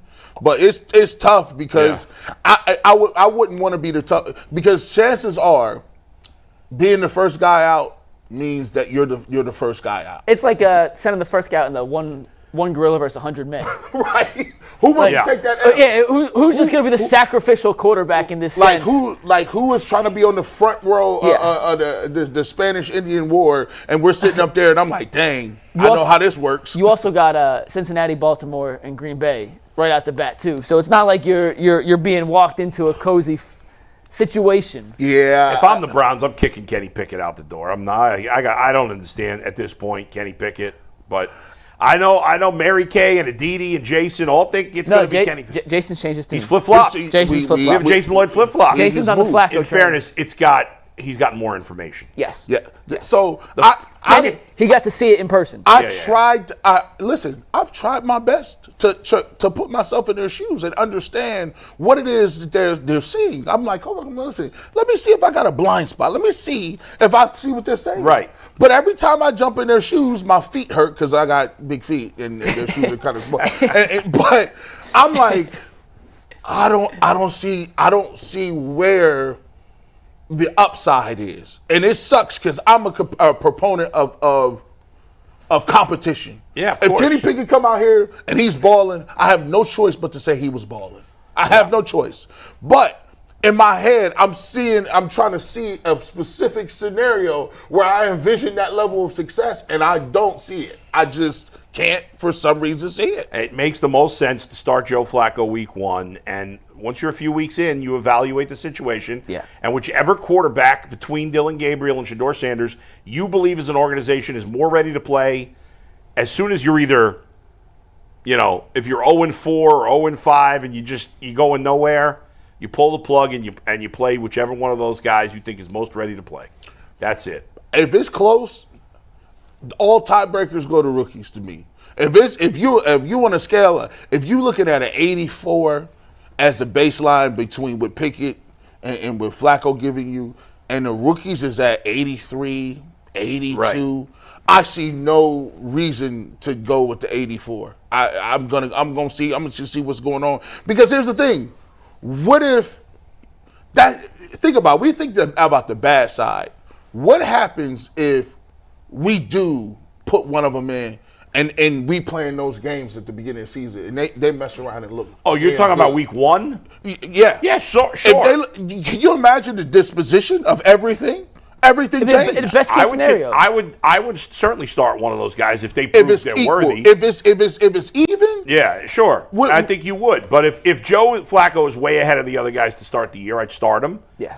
I'd be working to get both the guys ready, and whichever one you think has the best chance, I play him first by week 4 or 5, whatever. Do you think they're both going to play, both rookies this year? Yes, they better. Unless the only scenario I could see where only one rookie plays is if whoever the rookie they put out there first is lights out and doesn't give the other an opportunity. I'll give you another scenario where the rookies wouldn't play, and it's an unlikely one, although I bet some fans would disagree. That's if Flacco plays great and the team's winning. I talked to we had that yesterday. We had a conversation yesterday. I said, is there a scenario in which I asked Jay and Jason, is there a scenario in which you see that Flacco is off to a 4-2 start? Now, they can beat some of these playoff teams. Yeah. Defense looks like it's back to doing what it is. And you got an outside chance of making the playoffs. And Flacco is 4-2. That's not an outside chance. Now you're cooking. Now my thing is, could they go into next season? Now, they would probably have the thing where this is a 1-year thing. One of those two dudes would probably be named the starter or compete next year. Yeah. I said, but is there a chance that they keep both of them and say we like what we saw enough from both of them to say one of these guys is a franchise quarterback and we don't draft a quarterback even though we didn't see him play all year? Of course there's a possibility. How could you say no? It depends where they're drafting. He said you're wrong, Mike, because the way that scenario would play out would mean the Browns are at worst a middle of the pack team, which means they're not drafting in the top 5. So how are they taking a top quarterback? No, I think he's saying, would you feel confident, and if I'm misunderstanding, would you feel confident not seeing Gabriel or Sanders play whatsoever during the season? And then feeling like, okay, they're ready to be the franchise quarterback next year. How could you be confident in that? No, that's what I'm saying. I don't think But I thought you also said, where they wouldn't draft a quarterback. Where they wouldn't draft I just said that could happen because they might not be picking high enough to draft. Again, I don't think that scenario is going to play out. We're saying the same thing, but in different avenues. It's like I'll give it to you like this. Go back to the Derek Anderson years. Go back to 2007, right? Right. The Browns were not supposed to be good. They jumped out. They ended up going 10-7. Yeah. They went 10-7. Barely missed the playoffs. Derek Anderson went to the Pro Bowl. Yeah. They still had a draft pick. Yeah. They took Brady Quinn. Right.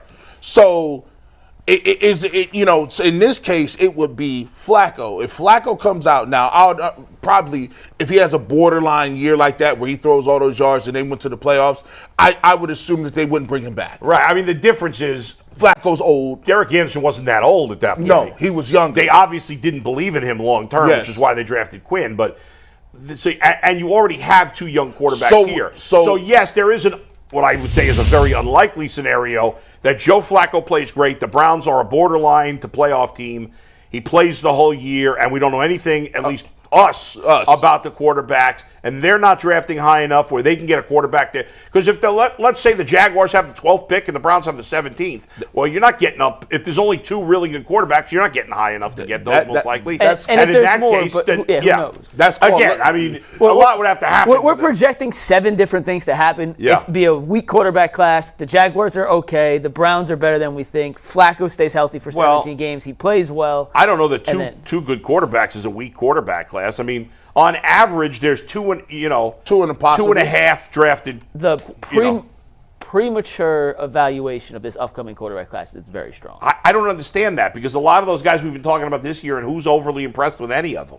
I'm telling you what the McShays, whatever, and the Jordan Reed, and those guys they have in the first round now probably won't even be the same guys by next. The problems that arise are a lot of question marks, and I'll be interested to see how the question marks play out because who would have thought we would be 3-14 and Shedeur Sanders will be on the team? I would have never thought that. Right? No, exactly. All right, Anthony. Yeah, guys, we're going to take a switch over to basketball here after I remind you about Buckeye State Credit Union. If you haven't heard of them yet, meet your new favorite financial partner. Buckeye State Credit Union is a local institution offering everything from checking accounts to home equity lines of credit and auto loans with some of the lowest rates in Northeast Ohio.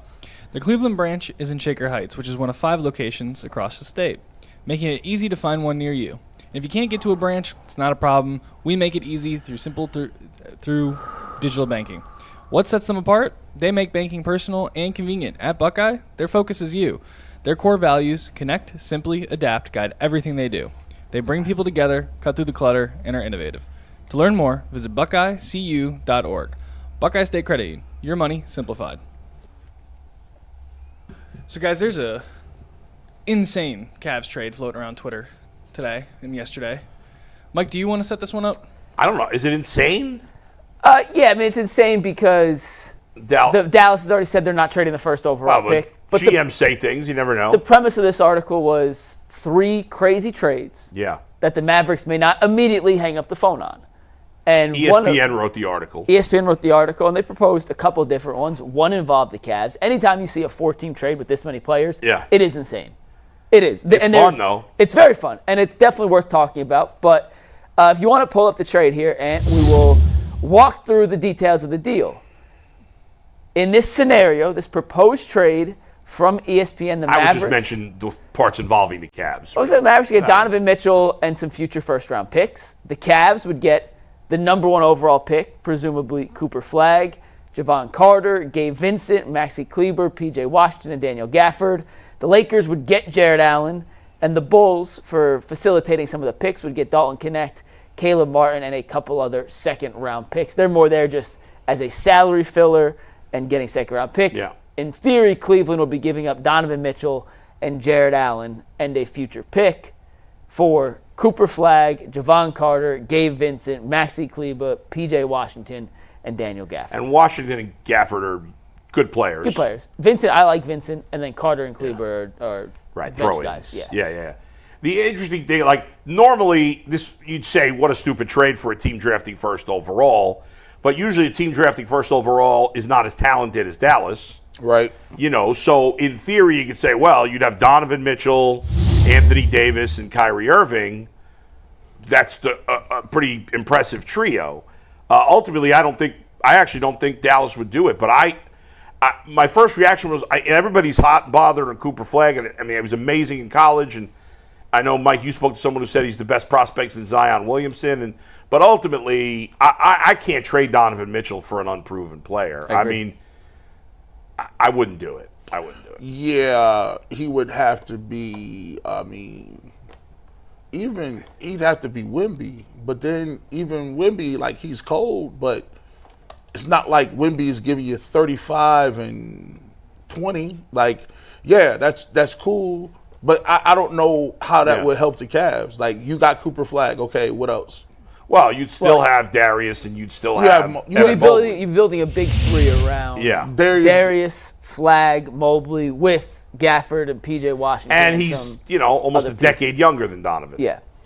At the end of the day, though, if you knew for sure that Cooper Flagg was going to be a superstar, would you make the trade? If you knew it for sure. If you knew for sure, yes. Because you get 10, he's 10 years younger, but I can't take the chance. He's also at a premium position. Plays the 3-4. Right. All the intangibles, the toughness, all the stuff that you want in a superstar. Yeah. He, in theory, has. He's simply in theory right now because he's not a pro. And you mentioned best prospects in Zion. It was Mike Gavoni, who covers the NBA draft, was asked, where does he rank among the best American prospects? Yeah. Wemby was on its own tier. He said it's the best American prospect. He'd evaluate it since Zion. Zion, when he's been healthy and in shape, has been very good. But look what New Orleans has done since drafting Zion. Nothing. Yeah. Absolutely nothing. And to trade Donovan Mitchell and other parts to then start this rebuild on someone who could turn out to be an incredible player. I wouldn't call it a rebuild. I don't think that's fair to call It'd it a rebuild. A reset. Yeah. To start a reset based on a guy who's now, and even Wemby, by the way, 2 years in the league, entering year 3. He's a top 10 guy in the league. But they haven't made the playoffs. Yeah. It takes a while for rookies to assimilate themselves to the NBA game. I think Dallas would make this trade. I don't know. If you're Dallas, Kyrie and Anthony Davis are not young. Kyrie is not going to be playing until halfway through the year. That's why this is such a weird thing for the Mavericks to get this pick. When Nico Harrison made the Luka trade, he said, I got 3 years. Right. I got 3 years. So? Now you have a chance to extend that window significantly longer because you're bringing in, and from a GM spot, that's Let me ask you guys security. this question. What are the chances, as much as we love Donovan, he's the best player, he's the clutchest, toughest, great. We all think we know there's a cap with him being the best player, and it's probably not winning a championship. Yep. What are the odds that 2 years from this moment, the three of us are sitting here, and in theory this trade could have happened, and it was up to us and we said no, because we all agree no. What are the odds 2 years from now we will look back and say, wow, we should have made that trade? You go first, G. Do you think Cooper Flagg is going to be a superstar? Here's the thing. I think you could be a superstar and still not win.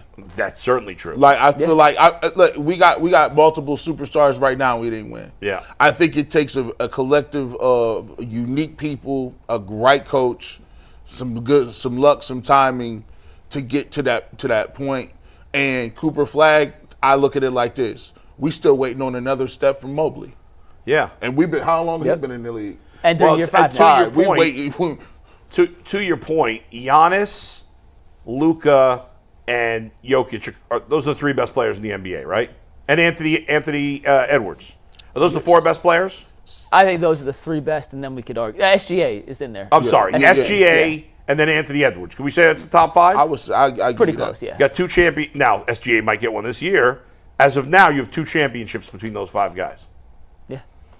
So none of them won more than one. Now they all got plenty of years left. And look, Jokic, he's saying, hey, we need to make some moves. Yeah, right. Giannis is saying, hey, look, I gotta get out of here. Get out of here. It's tough. You got to have the right mix of people. Yep. Yeah. Look at what it took LeBron to win his first one. Yeah. Right. I guess my question is, what are the percentage chances that you guys think Cooper Flagg is that level of superstar? So with that in that group, is he going to be in that group? If you had to bet, I don't think so. You think he's in the next group? I think he's got a chance to be a very, very, very good NBA player, but not a franchise-changing NBA So player. then I would not make the trade. When I look at Cooper Flagg, and I mean this like, it's going to come off as me not being as high as others. Yeah. I think he's in the NBA. His skill set, he's a 2. Not 2 guard, but a number 2 on a championship team. Yeah. Now, he could be a top 15 guy in the league, but I think he's going to need another, just because he's not a great three-point shooter yet. Could obviously develop. Didn't he shoot 38%, but it just. How tall is he? He's 6'7". Yeah, that's nice. He's got. Listen, he has all the intent. He's tough as hell. I thought he was about 6'10". Well, in the combine, they don't wear shoes. In the like when you go to college, they wear shoes. So all the heights are all. He measured in 6'7.5". Okay. No shoes. So he's probably 6'8.5", 6'9" in shoes, whatever. But he's got the size. Your real height is not with shoes. That should be your real height. Well, they just be consistent. Yeah. Either measure everyone with shoes or measure everyone without shoes. Yeah. But he's got the intangibles, the toughness. He's an incredible defender. He's unselfish. He just screams to me the perfect compliment to one of those guys. Right. Yeah. And I'm not giving up Donovan in this situation, Yeah. who is a top 8, 10 player in the league right now. Yeah. For a 19-year-old who in 3-4 years, I hope is a top 9 or 10. Now, if he gets to that, he'd be a perfect fit with Evan Mobley. It's tough. Yeah, of But course. if he gets to that, is a giant if, because how many top prospects actually live up to it? As somebody suggested in my podcast this morning, can we get Darius in that trade instead of Donovan? No. That's why Wheel of Fortune. I'll take an N. But we'd all do that in a second, correct? Yeah. Come on. In a heartbeat, yeah. If I could package them up like the old school NBA 2K, I have Jared Allen and Darius Garland and Isaac Okoro and Dean Wade and 2 third-round picks and a green bar. I give them every first-round pick for the next 20 years that I can trade. Just one right now. And the entire roster besides Mobley and Mitchell. Let's go. Now, here's the thing, too, with Cooper Flagg. I think the tricky part is, okay, after seeing him play, how does he develop his shooting ability? If he becomes a knockdown shooter, then all of a sudden, all bets are off. Because now, okay, he can. And he can. He becomes a knockdown shooter. Or is he a guy that can all right, well, I didn't know Cooper Flagg had that in his bag. I didn't know he could go to the ISO. I didn't know, like, listen, obviously, you don't want to put it on the white guy spectrum. It's like, because it's disrespectful. No, he's got way more game than your average white dude. Yeah, he's not don't call him Austin Reeves. He's better than Austin Reeves. Will he be the best American white guy immediately? Chet Holmgren's still alive. Chet Holmgren? He's not. You don't think he's going to be instantly better than Holmgren? No. Chet Holmgren's a top 25 dude in the league right now. Oh, is he? Yeah. Now, he kind of looks like a stiff, doesn't he? To me, Holmgren? Yeah. He's not stiff though. No, I know he's not, but he looks like a stiff. To me, the holy grail of white guys is Dirk. That's the holy. But he's not American. It's American. Bird. No, Bird's the holy grail. Well, I mean, but Dirk is 7 foot though. Well, yeah, but he's not American. He's American white guy. And he created 5 or 6 moves. The off foot lean back. He created that. Yeah. Like he was like. Yeah. I just see when I look at Cooper, and we'll find out in 10 years if I'm right or wrong. Like he has the perfect skill set to be a number 2. Well, we'll find out in less than 10 years. Well, I'm saying what his career is like could he be? And in Dallas, alongside It's funny. They're going to be good. I wouldn't make that trade if I were Cleveland, and I wouldn't make that trade if I were Dallas. I don't think I'd do it either way. So you saying he's Jalen Green? I think he'd be a better version of Jalen Green. Yeah. Okay. Well, let's go to the highest Jalen Brown. Oh, that's what I meant. That's what I thought. I think better than. Sorry.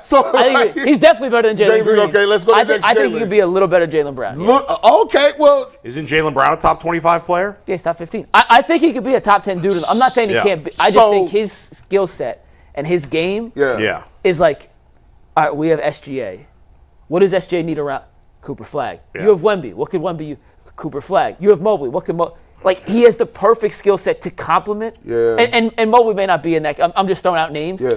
He has the perfect, because he's unselfish. He's a good passer. He's got to tighten his handle a little bit. He's got to become a little better shooter. Awesome defensively. From all accounts, leader, tough, fiery, holds dudes accountable. Play hard. It's like exactly what you would want alongside a legit super duper star. Now, he may be a superstar in his own right, too. But like what he does, what he brings, what I know will translate from Duke to the NBA, it paired. You name a star, Anthony Edwards pairs perfectly with. Wemby pairs perfect. Would play awesome with Jokic. With Steph Curry, if he was in Golden State, like just an ideal fit next to almost anyone else. Do you agree that that's the type of mindset you might have to look for? Like, say for instance, if you said I want to take a little less better player than Darius Garland, but I want a perfect fit for Donovan Mitchell. And if I get a perfect fit for Mitchell and Mobley, a little bit less. Let me ask you this. Could turn out to be more. I don't want to dive into this whole thing, but in a perfect world, if you could trade Darius Garland for Derek White, would you do it? Because Derek White on paper is the perfect complement to because Donovan he's 6'6", he's going to play defense, he don't need the basketball, he makes you longer. And look, I think Derek White would really thrive in a system like this. Look what he did in Boston. Like he's not as good. Would you do it? Yeah, I would. And I'm also. Would Boston do it? Probably not. But he makes less money. They're a second apron team. It's not a. But like. So they couldn't do it. I also would drive the Derek White train. Like I'm first on the Derek White. Right. I like him more than most. Mm-hmm. So maybe I'm a little. But like that's the perfect complement to Donovan. Like that skill set. And yeah, I would take a little less Darius for a better complement skill set. But. They only make 1 or 2 of those guys, right? And when you have them, you don't really trade him, and he's on a great contract. So I can't see Boston giving him up. All right, Anthony, what do you got for us? Final topic. Do you guys want to do a quick 5 on either Jed Wills or the Cavs' possible classic jerseys? Jed Wills. I have some. All right, let's do Jed Wills. Yeah, all right, we'll do Jed Wills. Bull, you want to tell us about Menu RX before we get into that? Yeah, Menu RX is great. Dr. Jake May's friend, and he and everybody at Menu RX, what they do, in fact, I got to call him today, is they do metabolic testing because your body tells these guys, and these men and women, these scientists and doctors, what foods, what fuel, if you will, works best for your body. And it's not just weight loss, it's for getting fit and just being healthier in general. If you go to some big box weight loss place, they don't tailor a plan specifically for you. I've seen a bunch of guys on Instagram saying, all you got to do is eat broccoli and clam chowder and you'll lose weight. You know, these guys, you don't know if they're qualified. You don't know what the hell what's their background. And even if this crazy diet worked for them, it doesn't mean it's going to work for you and your body. It doesn't mean it's going to work to get you in the optimum shape. So go to menu-rx.com today. Sign up for a program. Might be covered by your insurance if you have it. HSA or FSA spending accounts. So you might have to put nothing out of pocket. And if you sign up now, you tell them Adam the Bull sent you. You get a 1-year subscription to the Ultimate Cleveland Sports Show for all our bonus content. It's a $60 value, absolutely free. Menu-rx.com. No one in the history of the world has ever said, hey, you try to lose weight? Go pound some clam chowder. Clam chowder. Ever. All right, you don't know what you're talking about because there's guys on the internet saying everything. And people just listen to people get their news, just random people on the internet. That's fair. And they do all kinds of stupid stuff. And by the way, New England clam chowder is creamy, but Manhattan clam chowder is broth-based. It's still... And it's nothing... It's actually not bad for you. I'm not saying it's bad for you, but it's not calorically... Especially... Well, if it's homemade and you're using just vegetables and little pieces of clam on like a tomato-based sauce, that's not bad. You're not losing weight on that, but it's not unhealthy. No. And even New England clam chowder with the cream is definitely creamy. heavier. Yeah. But I'm just saying, no dietitian's ever like, all right, chicken, white rice, broccoli, carrots, clam chowder. Like what does it fit with the rest? You're right, Paul. You know what? You're right. People saying doing all kinds of stupid stuff. Dr. Jake's a lot smarter than me. So if he says way smarter. If he says pound clam chowder. He does not say that. Pound clam chowder. All right, speaking of pounding the clam chowder, here's Anthony. I don't know. Yeah, hey, what's up, guys? It's the clam chowder guy. Yeah. Mike, you got 5 minutes to get your thoughts on Jed Wills before we get to Super Chats. Well, first of all, we'll set it up here. You have to set it up for us, Anthony. Jed Wills, I'll set it up. Okay. Jed Wills, I don't know if he said it or his agent. Jordan Schultz tweeted it out. Oh, Jordan Schultz, right. He tweeted out that Jed Wills is dealing with lingering knee issues. Obviously, last year was a mess. He's plans to sit out most, if not all, of the upcoming season to fully recover and get back 100%. Wills, supposedly, according to Jordan Schultz, has had offers but has been uninterested. This is a weird scenario. What do you make of this? Don't drop this graphic.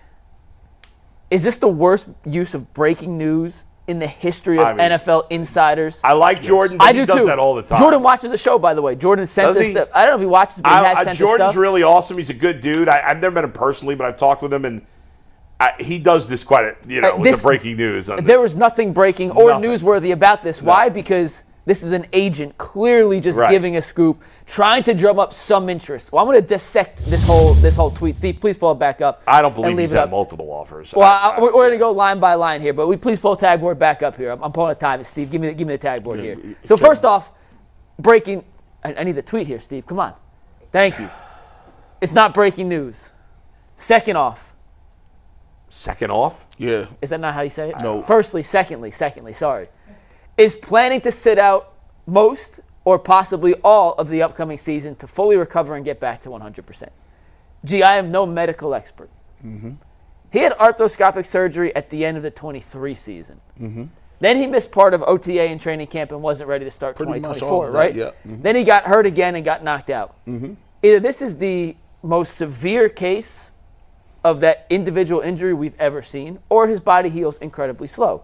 Then Jordan Schultz said that Didn't he get hurt again last year? But it was just wasn't a reconfiguration of the injury. I have no idea. I don't know. And then remember he said he didn't want to play because it was a business decision. Right. Because he was trying to get back to 100%. Yeah. So clearly he was still having lingering issues. Yep. Not at 100%, not back to 100%. And then Jordan said he has multiple interest drawn from multiple teams. If he had interest from multiple teams, why would he not consider signing a contract for millions of dollars to go play football? I feel like you only put this statement out if you have interest from the same amount of teams that I have, which is 0. So you could try and drum up some interest, and maybe a GM said, oh, you know who I forgot about, G? Forgot about that Jed Wills guy. He was a first-round pick, right? Oh, top 10 pick. This was the most orchestrated. And listen, I would do the same thing. If I was Jed Wills in his situation, I do not blame Jed Wills for doing this whatsoever. But let's not pretend and make something out of this that it's not. This is a completely orchestrated, agent-driven, let's get Jed Wills' name back in the news cycle so we can get somebody talking, which we're doing, and maybe a team will remember that he's still available. I don't buy any of it. I agree with you. I also think on the other side, I think Jed Wills, I think he's dealing with part of the game. And part of the game is, for a while he became a meme. He became a person who people were pointing out that wasn't doing or stopping on plays. And I take what Joe Thomas say. I think it got in his head, and I think it became something that wore on his psyche. Mm-hmm. I think when you're a top 10 pick, people forget that you're very prideful. We talked about this with Deshaun Watson. We talked about this with Nick Chubb and a lot of other people. When you're a football player and that's your identity, and you're not playing well, or you're not living up to certain expectations, or you're injured, right, and you're not who you thought you were, or you're not having an opportunity to play at 100%. Some people never mentally recover from that. And I'm going to tell you this, the mental aspect of the football field is just as important as the physical. And I just think when Jed Wills got injured, he wasn't feeling well.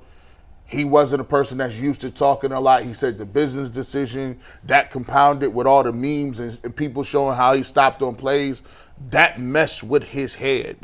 And then it's tough with people that, this the only team you've been a part of, are like, no, you're not good. You need to get out of here. Some people can't deal with that. And he had a couple of things going back and forth with fans on social media before, talking about certain things. And I really think that killed his will to really play football. It's tough to go out there and play football when you got all that being said. But at the end of the day, he's made $34 million in his career.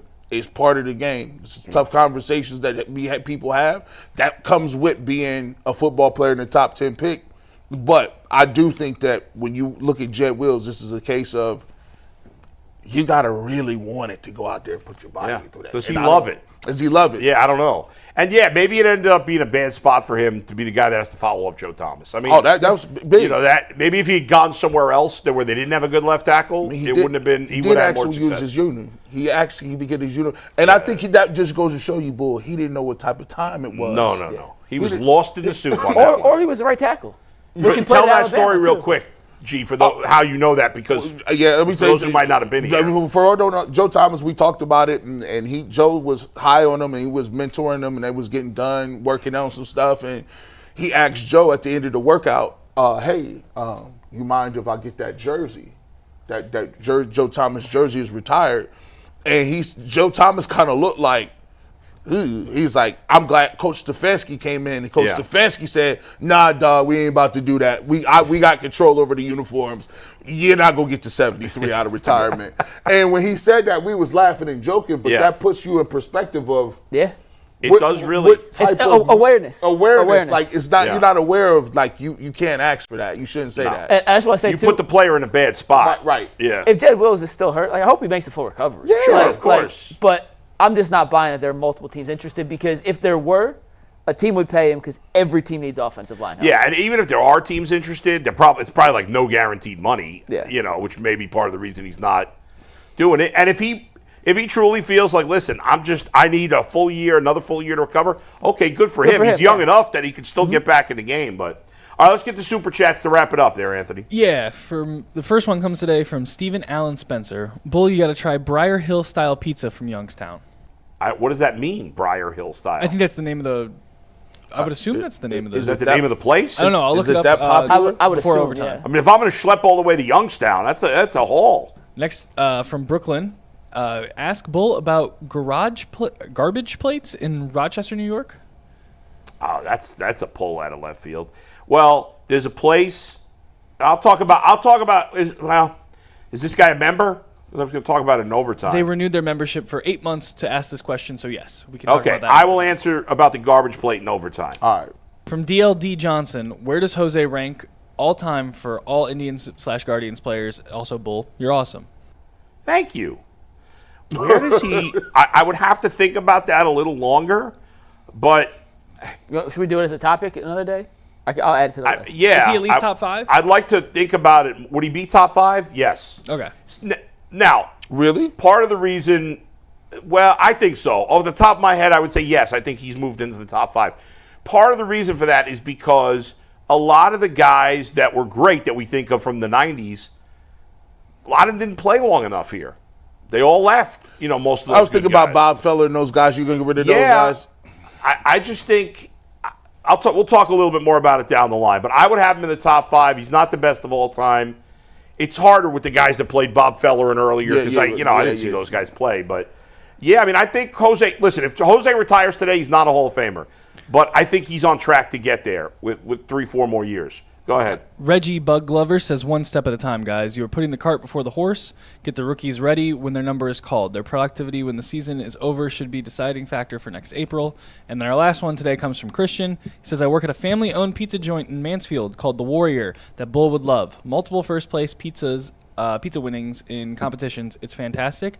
Christian, I'll be in Mansfield for 3 days in July, so I'm going to try and come check it out. The Warrior? It's kind of a cool name. It's a great name for a pizza shop. I wrote it down. I texted my friends to be there. Yeah, so all right. Try to check it out. We got to get Eddie to bring us in some Warrior pizza. We'll talk. Where is Mansfield?